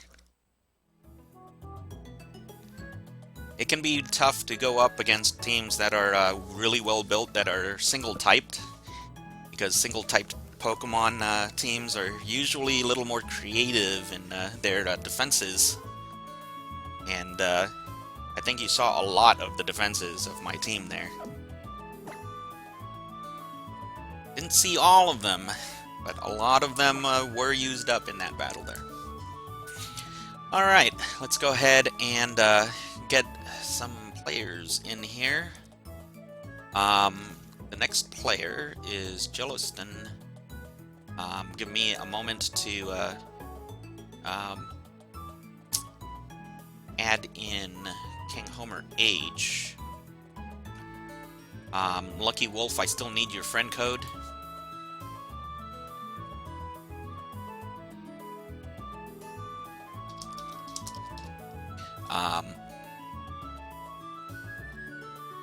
King Homer, I got yours. Spinda, I'm gonna need yours.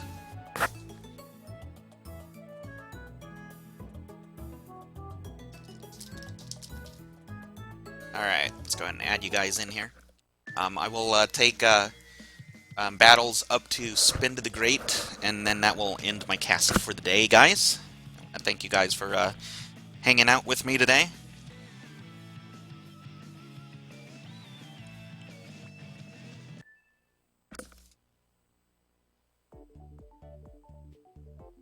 Alright, let me go ahead and make some room for you guys here. Hello, M-Button Matrix. Thanks for coming by.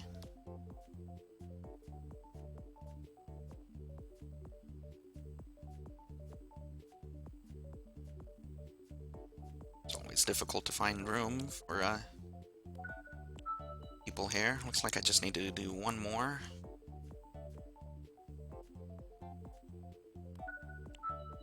Alright, there we go there. Sorry about that, Lucky Wolf. Let me get my friend code up there right now.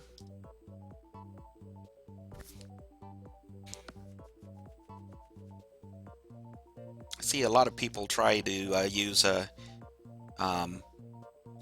FC as the command. I may have to change that command's name to FC. Must be a standard across Twitch that I'm not aware of.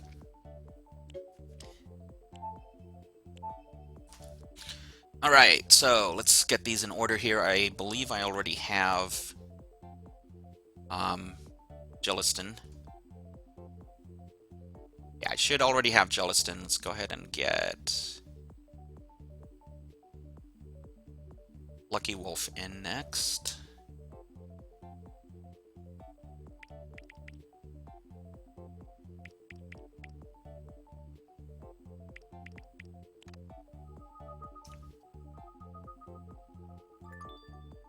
Okay, and then King Homer after that.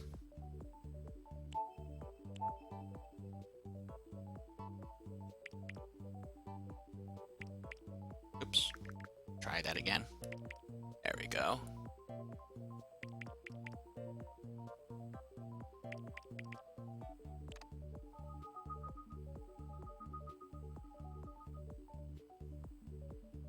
Double check that. 2465711. All right. That appears to be correct. So I'll just go ahead and put this name in temporarily. I still need you to add me, King Homer, to be able to play with you. And last one is Spin to the Great.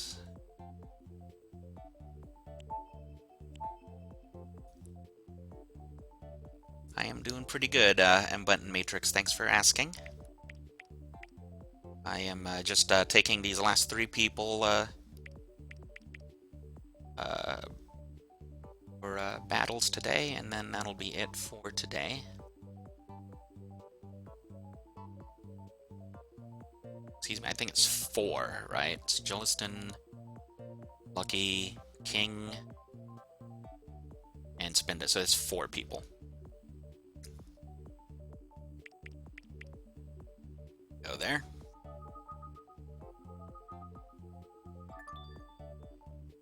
Elastic. That's Coolastic. Alright.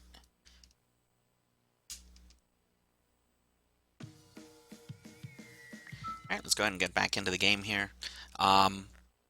Jelliston. Bring to the chat. I don't know. What kind of battle do you want to play?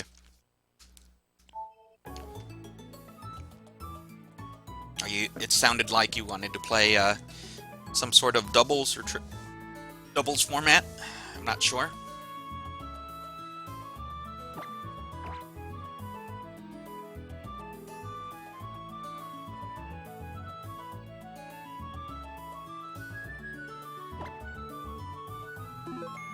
It is a single. Okay. Very cool. When you are ready and when you see me online, go ahead and send me your battle request.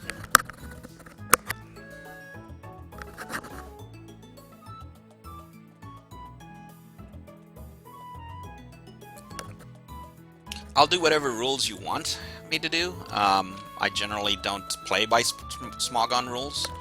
So if you want to play by Smogon rules, you have to tell me that you want Smogon rules of some sort. I'm predominantly a Pokemon VGC player, so we don't go by the rules of Smogon for the most part.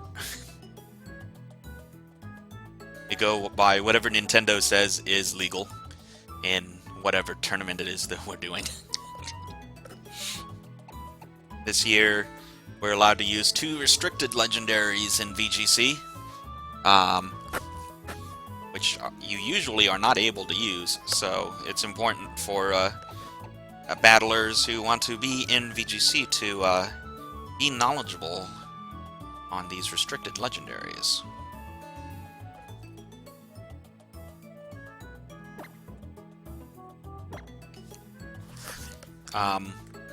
This team that I am currently using, as I said, was built for Street Pass San Diego in 2014 as a gym team. It is not built according to Smogon OU standards from 2014. I think it probably still is not Smogon rules compatible, even with the other legendaries that far outclass Blaziken. But Yeah, we're pretty much looking at a team that is just built to be a fire team. We were not allowed to use legendaries, though, that year, so no, I didn't bring a Groudon. I probably wouldn't have brought a Groudon anyway before.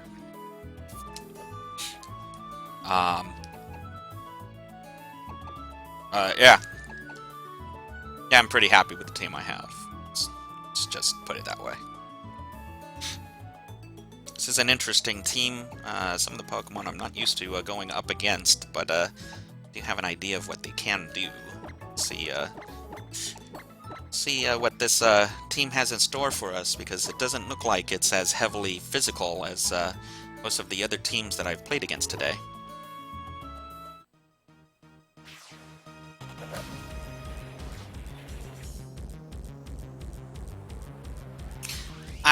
I don't know what you mean, Spinda. I don't buy games with 6 IVs in them. I'm a legitimate player that breeds every one of the Pokemon that I have.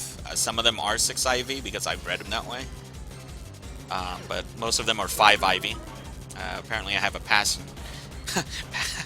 passerby challenging me already. But okay.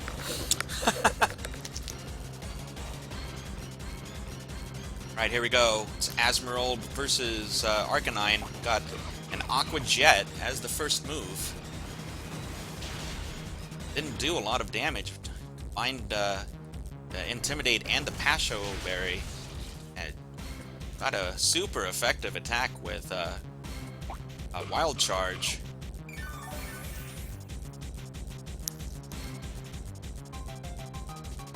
Looks like the sparks are flying already.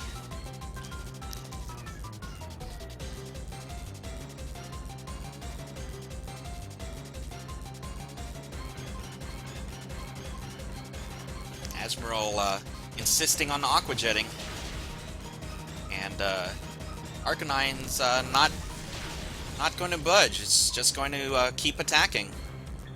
Took a lot of a lot of damage from the recoil there.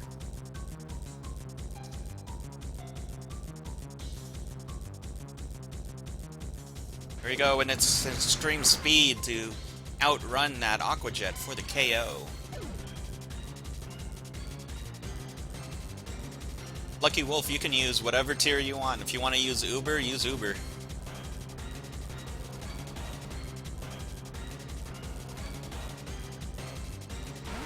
And here we go. A Nidoqueen coming out.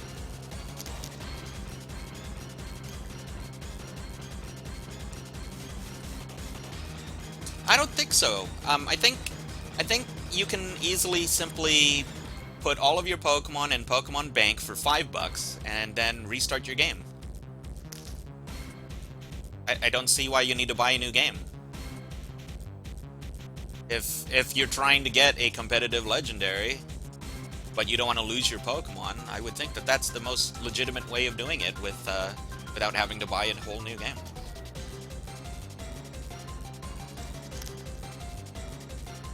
Alright, let's see what the opponent has in store for us.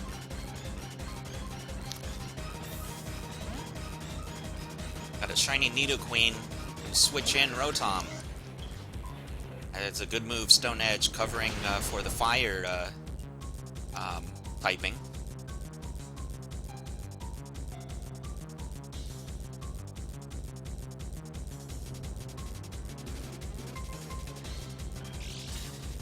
Oh, it's a Quick Claw. Interesting. It's able to get the KO off Quick Claw. Very interesting. Alright.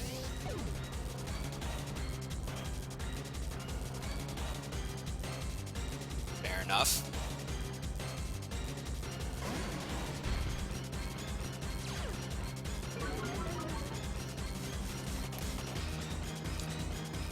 Down goes the attack power of the Nidoqueen there.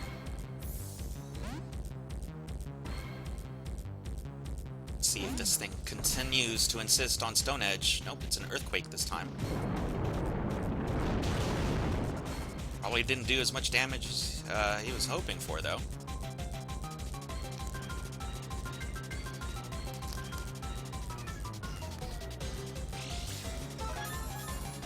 for a quick claw again. Doesn't really matter against Torkoal, though. Torkoal is tanking the hits. It's going with a Lava Plume.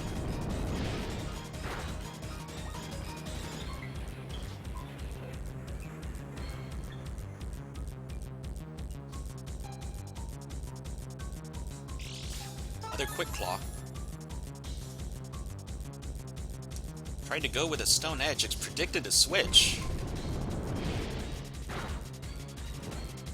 Didn't think I was going to be trusting my Torkoal, apparently, but I have a lot of trust in my Torkoal.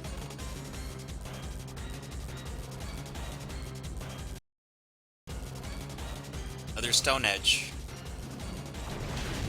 Gonna do less damage. Maybe hoping for a critical hit, but that's not going to happen on this Torkoal. This Torkoal is running Shell Armor, so your Stone Edge critical hit ratio is 0 instead. And Torkoal able to defeat it. Now comes an X-Cloud.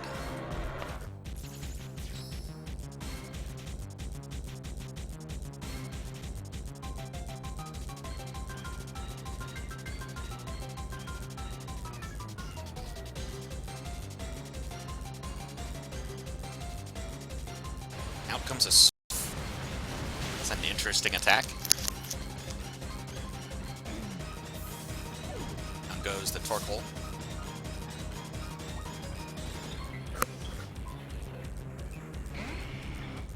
Here goes Charizard.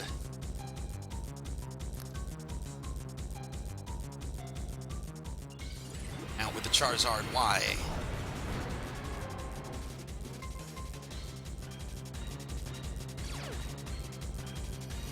The sun.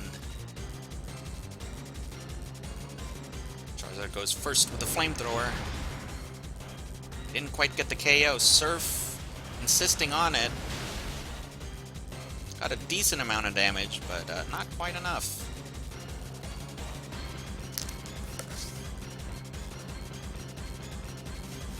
Charizard going with another flamethrower.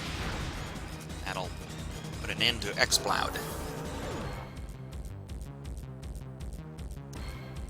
Did quite a bit of damage despite the sun. Have to wonder if that one was a Choice Spexer. Here comes a Medicham.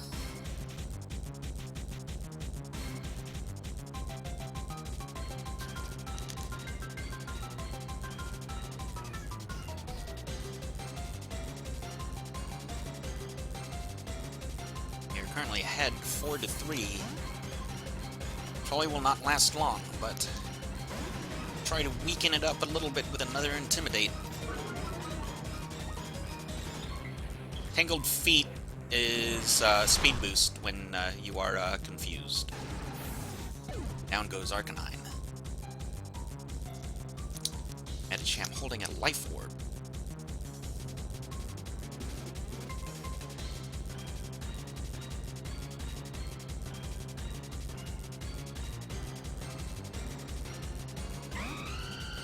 Out comes Talonflame.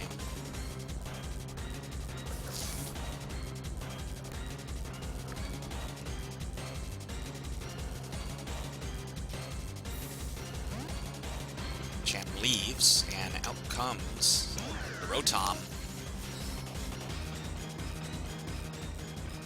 It's going to tank the hit. See how much it can tank it. It's not able to tank it very well at all.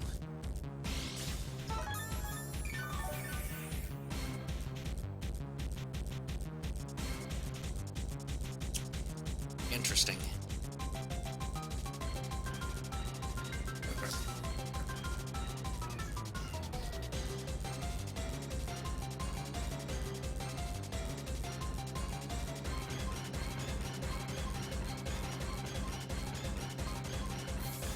Flame leaving the battle again. Out comes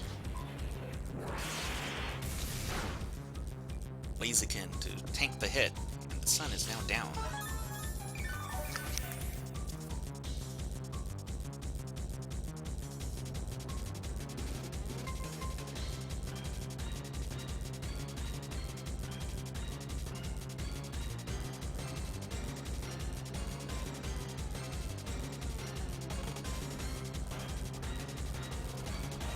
withdraw.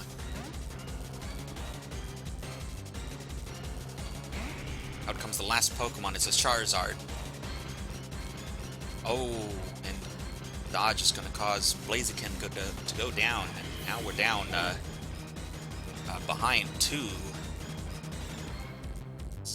here.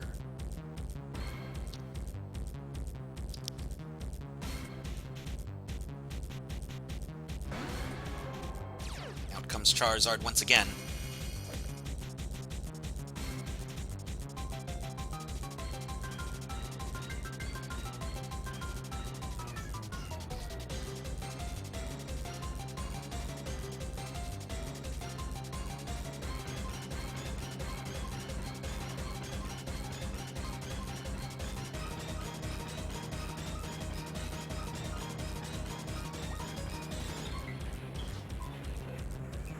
Out comes a Charizard Y.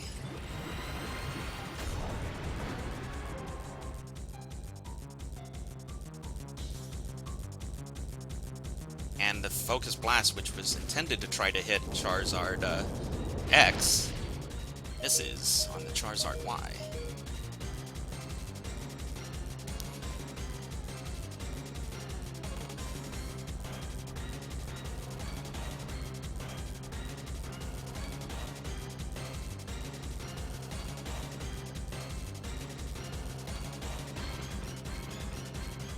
Charizard protects this turn,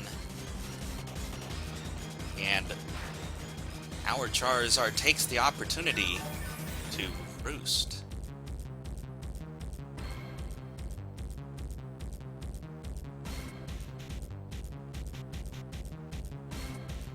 Out comes a Flamethrower.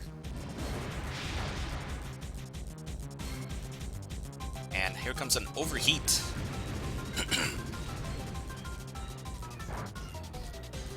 Charizard's still able to hang on there.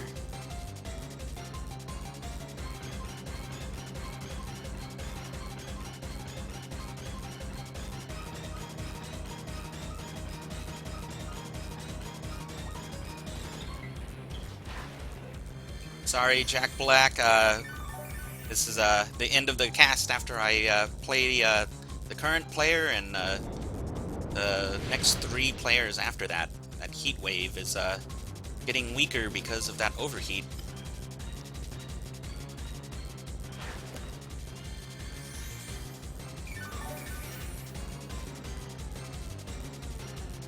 Other overheat is really trying to get the KO, fishing for a crit. Didn't do it. It's putting his Pokemon in a worse position as a result.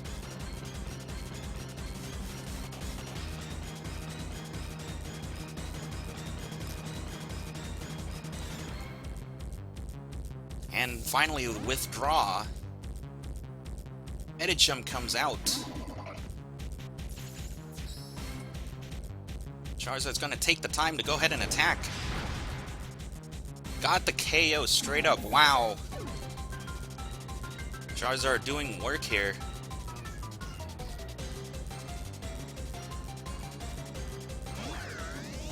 And out comes Rotom.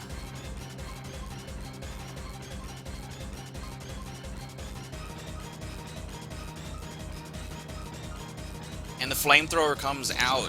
The opponent's in trouble now. Down goes the Rotom. The only thing that was blocking Talonflame.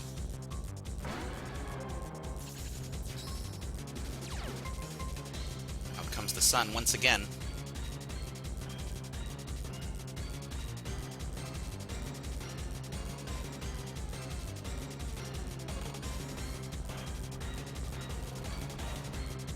Here comes a Flamethrower once more. Got a great amount of damage on it. Here comes a Heat Wave, now at full power. Charizard still hanging on.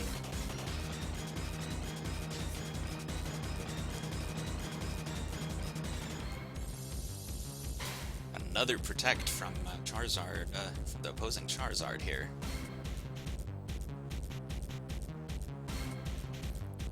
And out comes the last Flamethrower. Got the KO. Wow, that was a really tough battle there. After that high jump kick miss, I didn't think I was going to come back, but my Charizard managed to hang in there and got the win.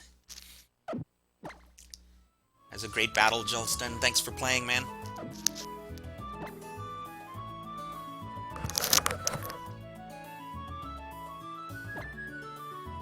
Got a really good team there.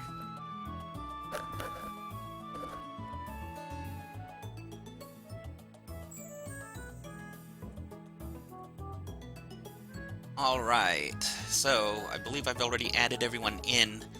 After Jolston was Lucky?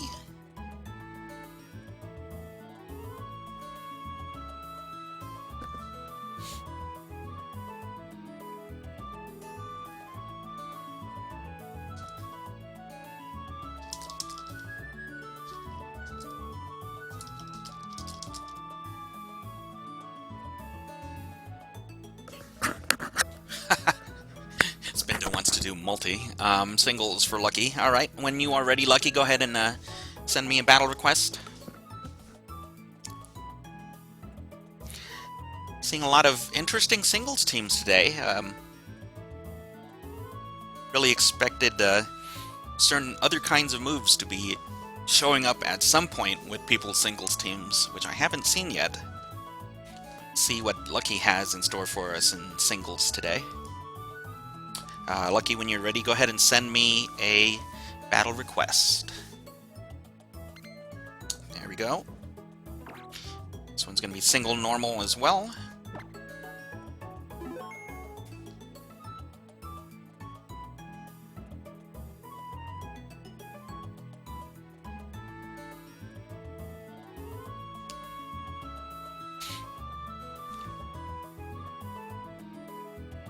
Fano says, I have made Flareon, Electrode, and I am now working on Claydol today. Very cool. It's an interesting set of Pokemon to play together.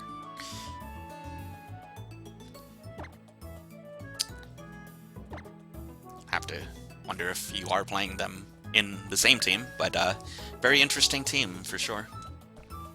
Alright. Oh, very interesting. We got a Donphan in the team. Very interesting. Also a Melodic. Very interesting team. Surprisingly, only one of these Pokemon can Mega. It's not the one I would have expected to see. It'll be interesting to see how the battle progresses due to that.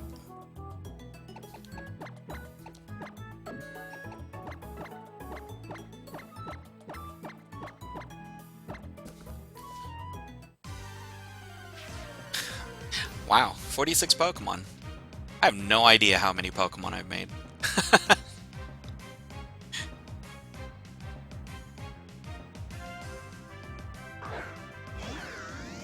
Alright, here we go. The leadoffs are Rotom versus Ampharos.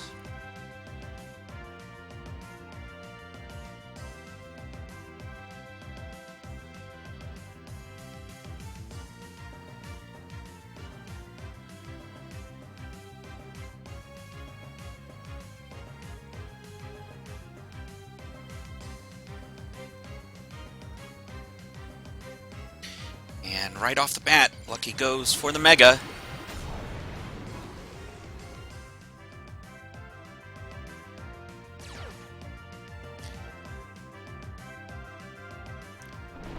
And we're going with a Will-O-Wisp to lead off. Let's see what happens with Ampharos. Ampharos going with a Dragon Pulse. A really strong hit, got a critical hit. Almost knocked out Rotom.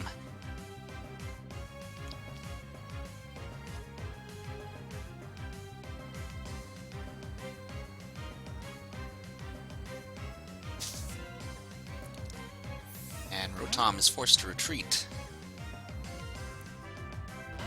Out comes Blaziken. Here comes another Dragon Pulse.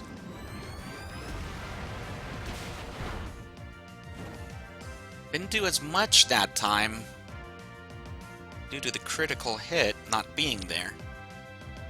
Gives us a little better indication of what kind of damage the Dragon Pulse actually does. Here goes high jump kick. That one connects. Really bulky Ampharos, and it is doing rest. Very interesting strat.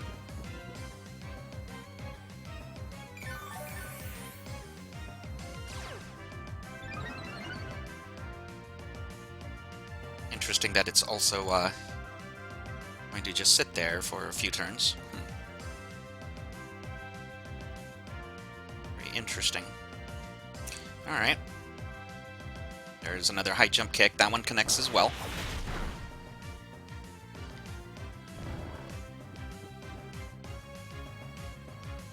And out comes a Sleep Talk. It is doing rest. Didn't really help it much.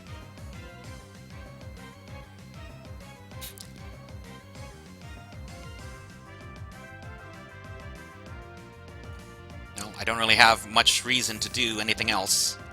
Let's see what we got coming in. It's a melodic. And out comes a high jump kick. A good amount of damage there.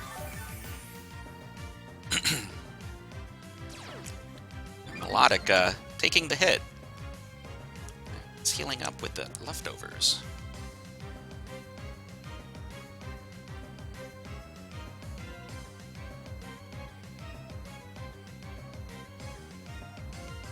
Just gonna keep kicking until something else changes here. Here comes a Scald. And down goes the Blaziken. But the Blaziken did a huge amount of work for us there.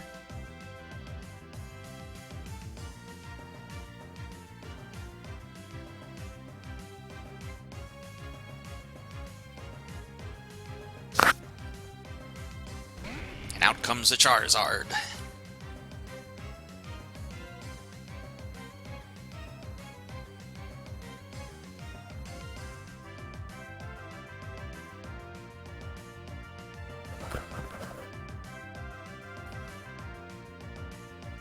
Here goes Charizard Y, Mega Evolving.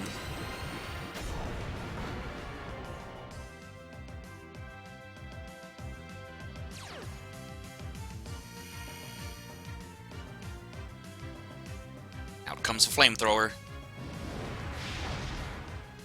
That knocks Milotic out. Didn't really need the critical hit there.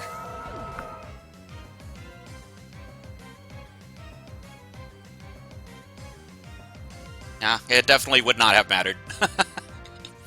Definitely would not have mattered. And out comes Moldbreaker Ampharos here.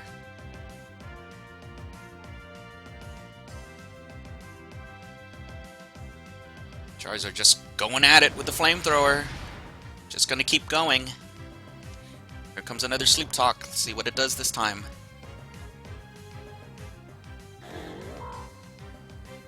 Does Dragon Pulse. Did a little bit over half.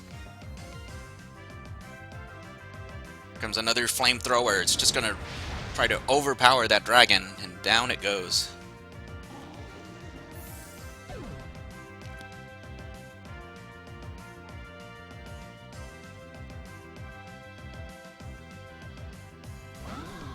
Out comes Honchkrow.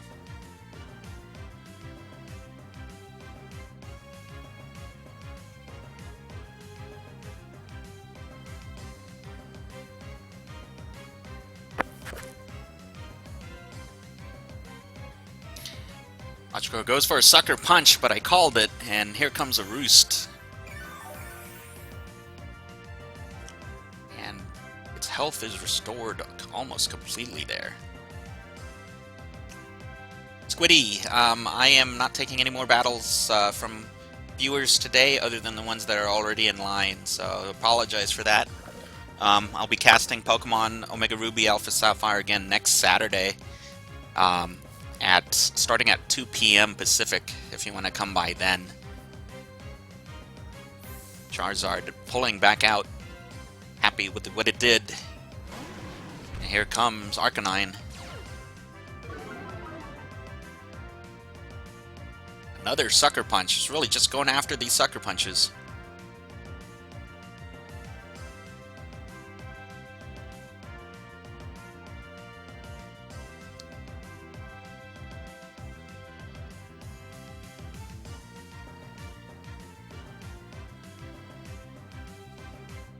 Gotta withdraw. Now comes Bronzong.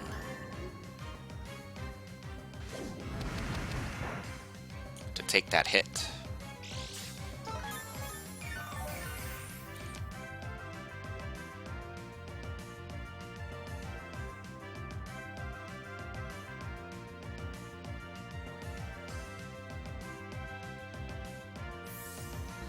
Alright. Arcanine pulling back out.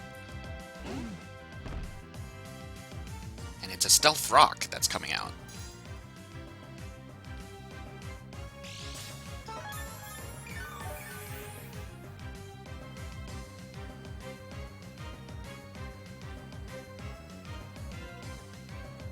Here comes a Toxic.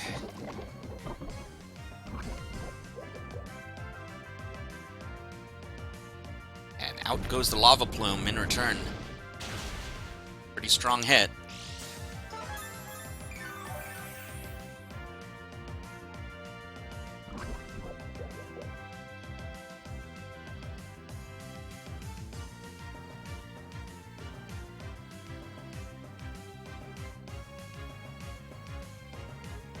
Got an Earthquake.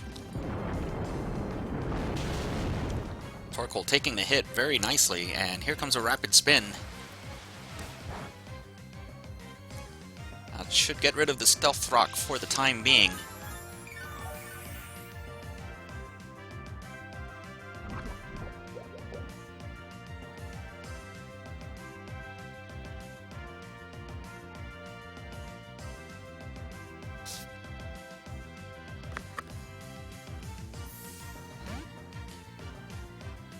Torkoal returning for the time being. Charizard coming back in while the Stealth Rock is gone.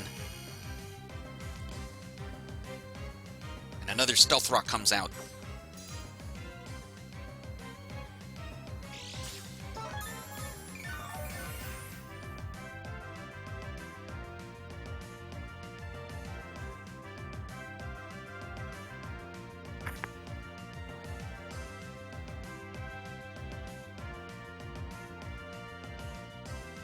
See what this kind of positioning is going to do to affect the battle.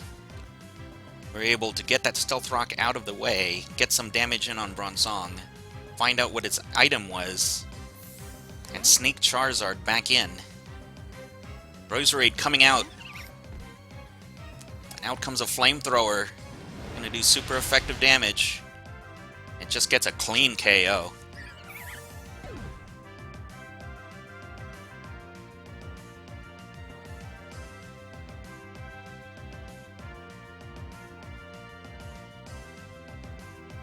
Out comes Honchkrow.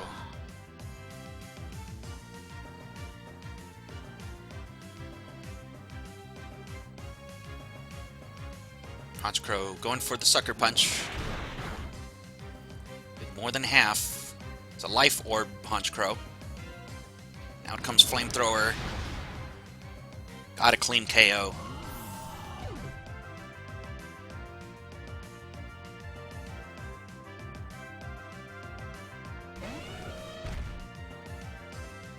Fans' turn next. It's 2 Pokemon remaining versus our 5.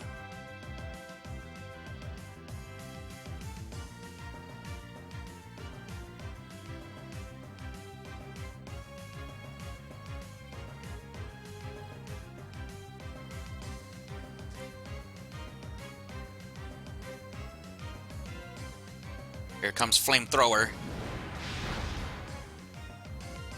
And an Earthquake. Predicted a Roost. Didn't happen. Here comes an Ice Shard trying to get some damage in. Wasn't enough, and A flamethrower to finish off Donphan.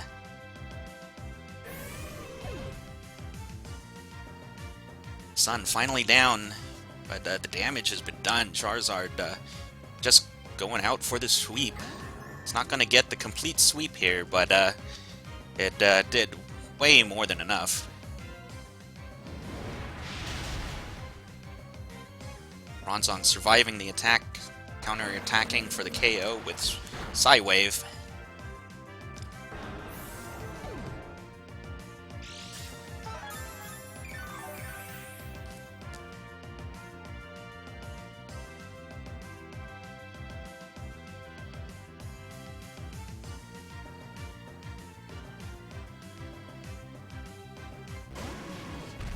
Arcanine coming out for the finisher.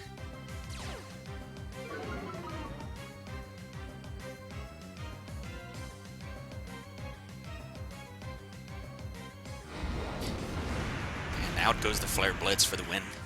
Good game, Lucky.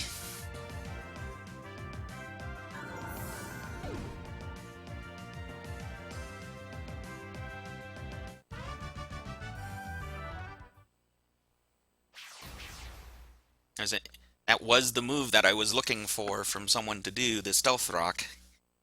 Really expected a lot more Stealth Rock today, and because we were playing a lot of single battles.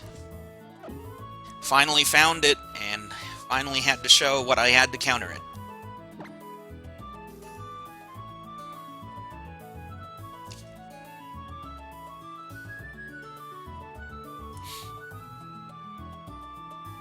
Was able to get that Stealth Rock out of the way and put the opponent in a bad position.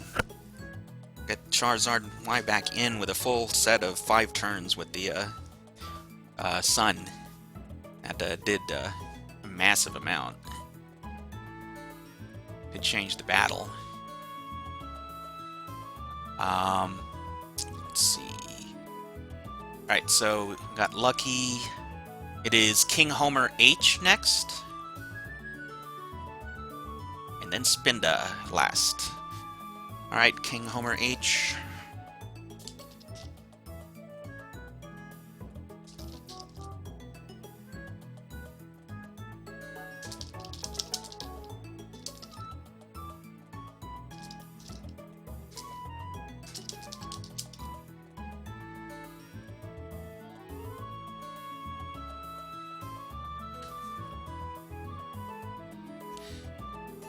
Yeah, the Torkoal Rapid Spin. People oftentimes mistake Torkoal's typing. They think that Torkoal is something other than just Fire type. And when I made the team, I realized that many people not only don't know the typing of Torkoal, but don't know its strengths either. And Torkoal's defensive stat is really high, and I tend to use it a lot to sponge physical hits, and I like to use Arcanine to support it even further with Intimidate, and I can put my full trust and faith into Torkoal against physical attackers, knowing that they can never critical hit it because of Torkoal's Shell Armor ability.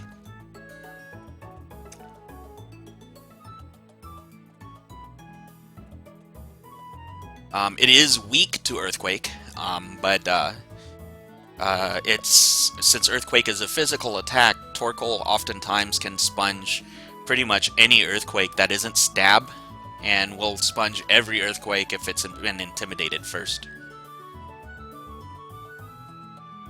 I'm waiting on King Homer here.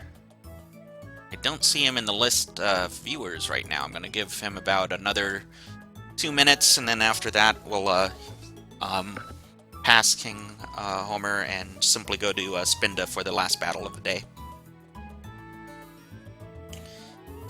I haven't seen a lot of Armaldo. That's a pretty interesting use of Armaldo, the Rapid Spin Armaldo.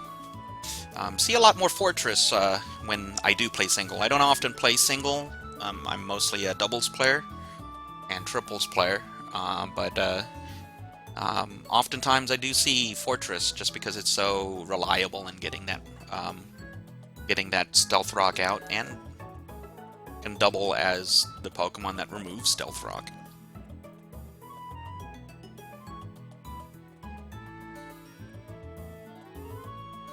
Yeah, Torkoal suffers from not having very strong attack stats. So if you have a Pokemon that relies on special attacks that can tank Torkoal's attacks, it would be the best Pokemon to choose against Torkoal. But Torkoal does have a pretty interesting moveset available to it.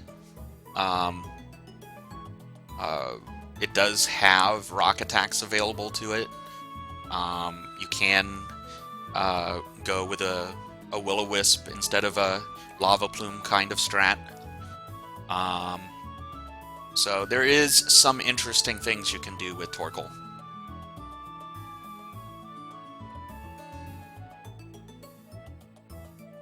Magcargo is kind of like Torkoal. Unfortunately, I had to bypass on Magcargo because, unlike Torkoal, Magcargo simply cannot take a ground attack of any type whatsoever. So I had to go with the Pokemon that I could rely on all of the time for the purpose that it is meant for. Also, Magcargo can't Rapid Spin, so being a former fire type gym leader, playing in single, the first thing in my mind is Stealth Rock. So it is important for me to have such a thing.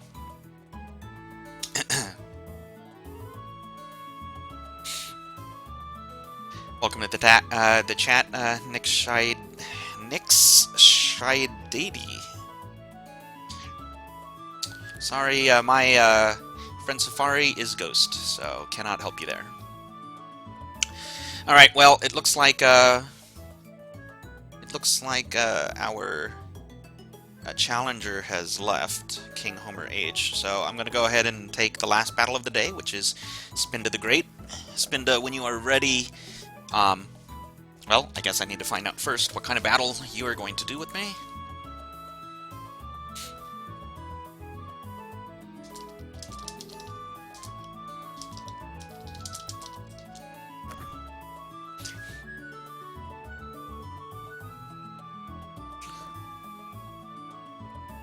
Multi. Forgive me for being ignorant, but isn't multi a 4-player kind of battle? So we kind of need 4 players to do a multi. If players who have already played against me want to join into a multi battle, and we can get 2 other players other than you and me, Spinda, we can definitely do multi. Otherwise, we're going to have to do a different kind of battle than multi.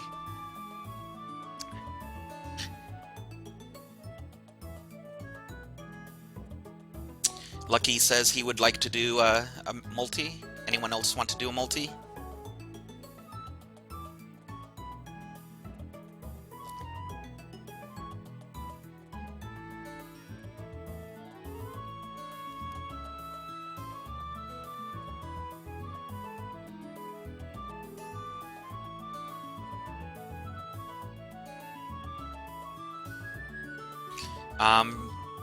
For this last battle, Fano, if you want to join in on the multi, I'll add you in on my friends list. Do you want to go ahead and battle?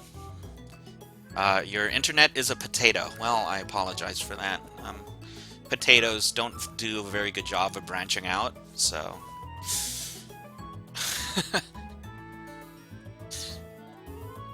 Let's see, who else do we have in chat right now?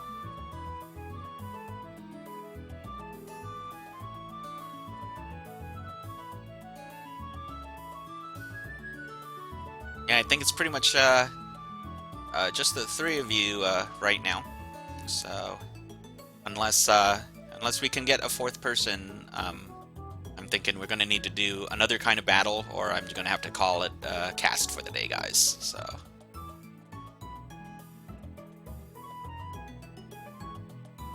Spinda's going to go with singles. Alright, sounds good. When you are ready, Spinda, go ahead and send me a battle request, and we'll go ahead and get started. Yeah, sorry about that. I would love to do a multi. I haven't done a multi in forever. Those are kind of really fun just because they're kind of they're different and they're pretty unpredictable.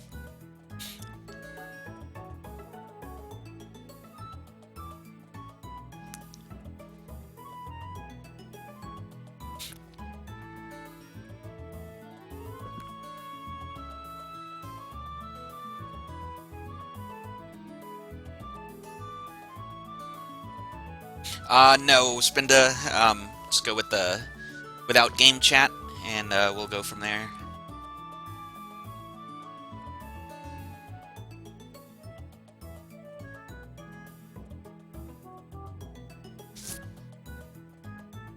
Well, I mean, Fano, if every game has to have a start, so that would be a problem, I think.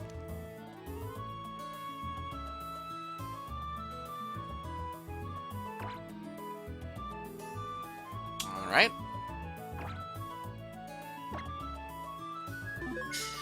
Alright, Spinda, let's see what you've got for us today here.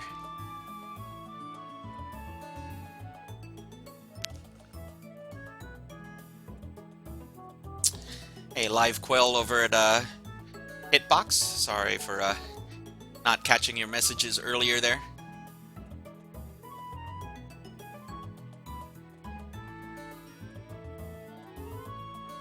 Live Quill's not feeling like Pokemon right now. It's all good, man.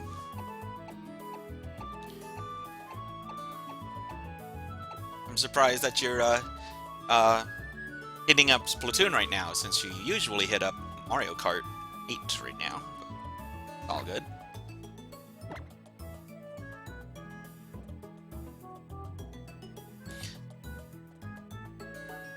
Alright, here we go. And we got some pretty good Pokemon to use against our team here. See how this team does. Got 2 Pokemon with no items, though.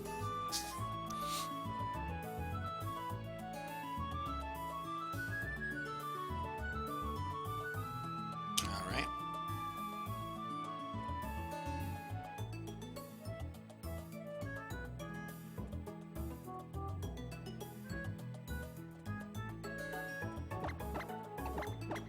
Never know what to do against some of these Pokemon, so it'll be interesting to see how we're going to be able to cope.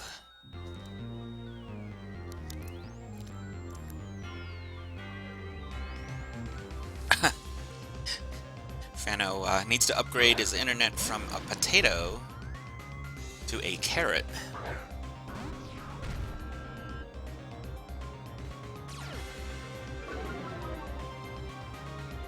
I mean, I suppose that'll help.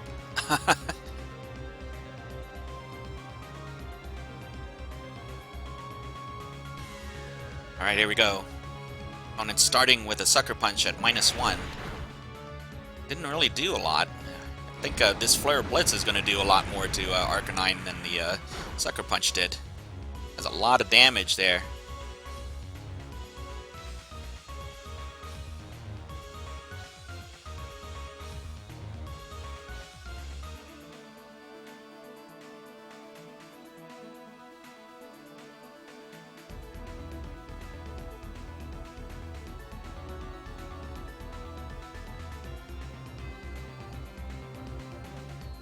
Alright.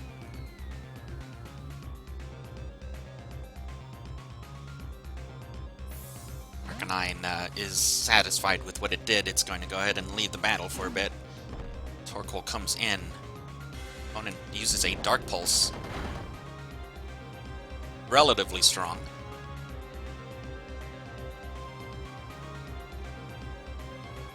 Comes another Dark Pulse, trying to get the flinch. Didn't get it, and here comes a Lava Plume. Got the KO, but took a lot of damage. Torkoal took a lot of damage off those special attacks. Out comes a Swampert.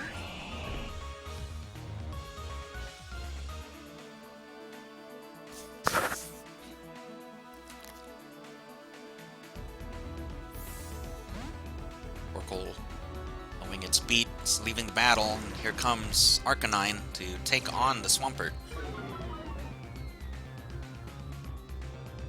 It is the Mega.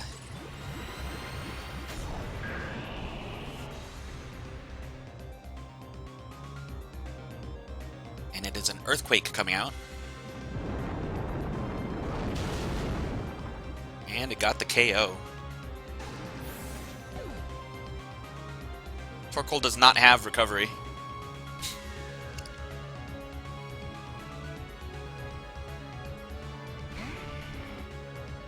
Out comes the Charizard.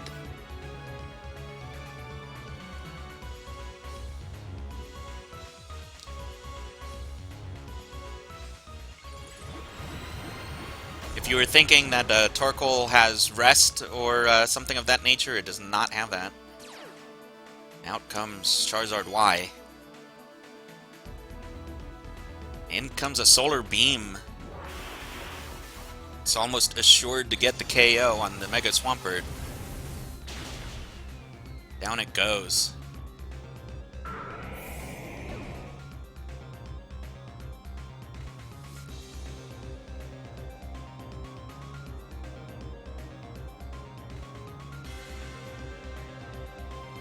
Out comes Zekrom.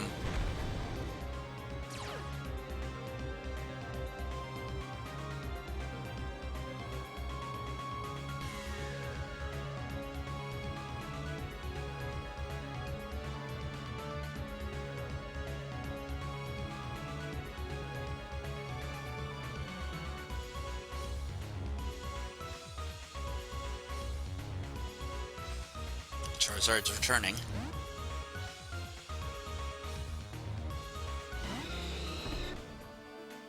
And it's a Fusion Bolt incoming.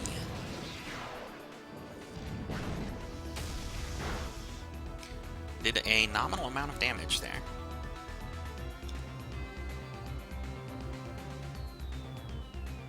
Here comes a high jump kick. That one connects. That was a strong hit. And here comes a Dragon Breath. It got the KO.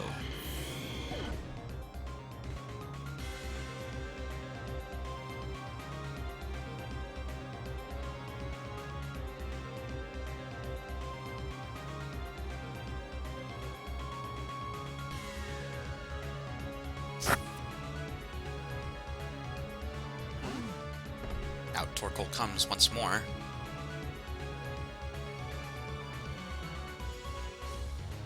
It's going with a Dragon Breath, a special attack. Didn't get the KO. Earthquake's coming out. And got a good amount of damage.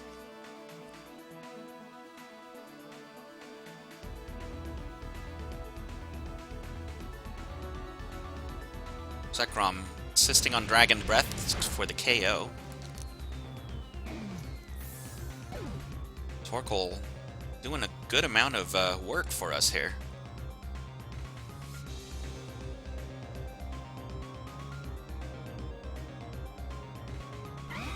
Out comes the Talonflame.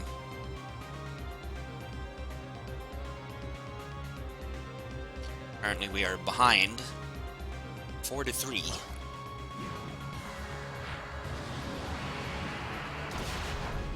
Down goes the Zekrom. We have it tied up now with the Legendary out of the way.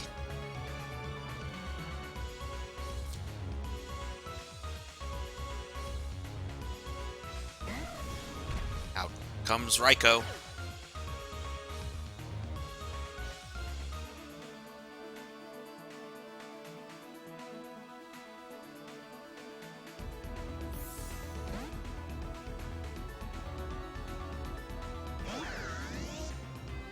Raikou going for the Volt Switch.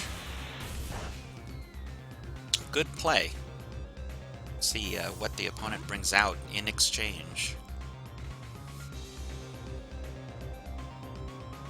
It's going to be a Garchomp.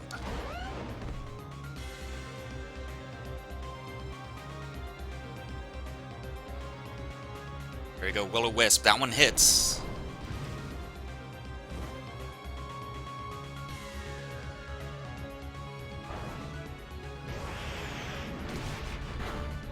Something happened to my signal again. Sorry about that, guys. Give me a moment. Don't know why that is happening, but there we go. Sorry about that hiccup there.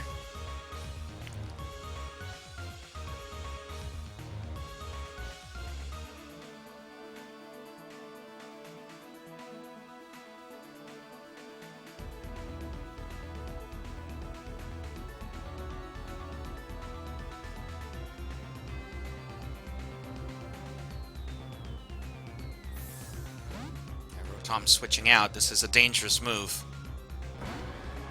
See if we can make it pay off. Opponent did go with the Stone Edge. Didn't quite get the KO though.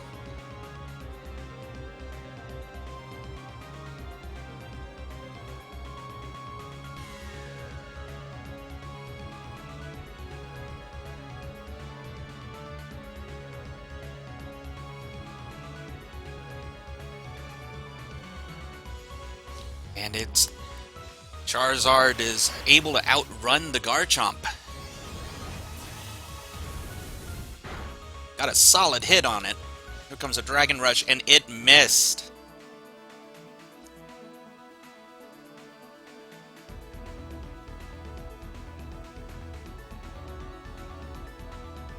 That burn is really doing a number on the opponent right now. Here comes Raikou.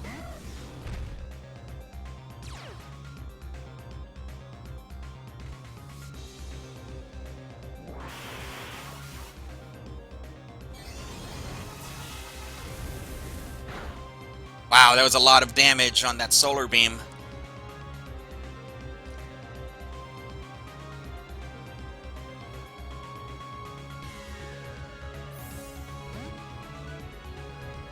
And the switch out. Raikou going for the Volt Switch again.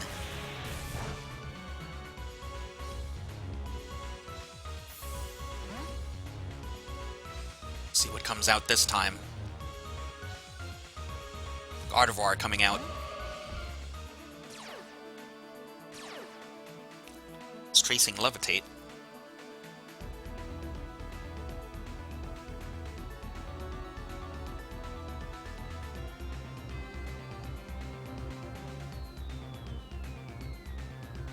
Here comes an Overheat. That one is in the sun. And it did a massive amount of damage. Almost got the KO. Here comes a Draining Kiss. That one's not going to be super effective at all. Fairy against Fire.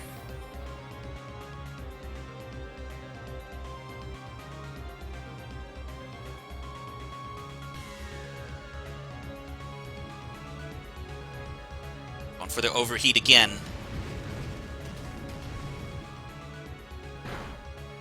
Got the KO on Gardevoir.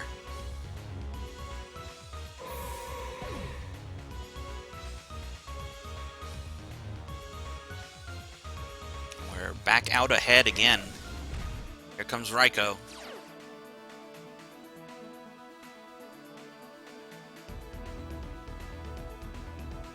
One more Overheat.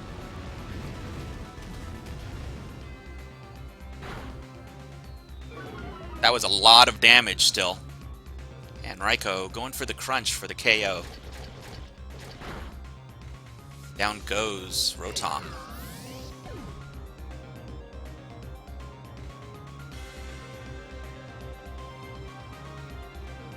And the opponent's in a bad position now.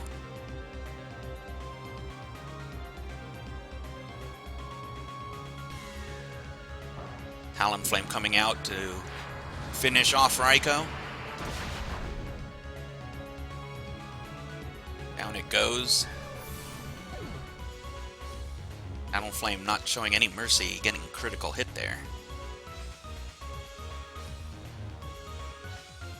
Now comes the last Pokemon, it's a Garchomp.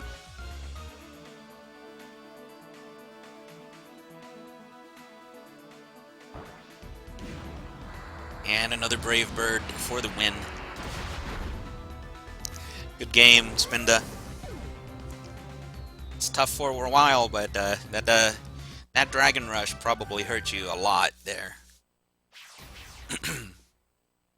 However, Dragon Rush does have better accuracy than Stone Edge, so I can see why you would choose that move.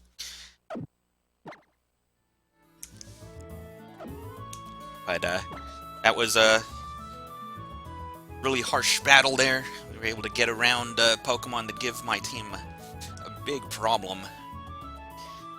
Garchomp and Zekrom are both Pokemon that are a big problem for my team. Able to get around them, though. Got the win. That's going to be it for the cast today, guys. I want to thank everyone for coming by, for everyone that did battles with me today, and those of you that came by, that asked for battles, but came in a little too late. Sorry about that, guys. If you want to come by next Saturday, I'll be casting again starting at 2 p.m. Pacific Standard Time. So just come on by and try to come in early so we can get your friend codes in and get some battles going. Well, that's going to be it for me today, guys. Thanks for coming by. And, see, today is Saturday. Tomorrow I will be casting Splatoon at 11 a.m. If you guys play Splatoon, you can come on by then. 11 a.m. Pacific Standard Time. Or if you play the Pokemon trading card game online, I will be playing that game tomorrow at 2 p.m. Pacific Standard Time. That's going to be it. Thank you guys for coming by. Really appreciate it. Really made the cast fun today. I will see you guys later.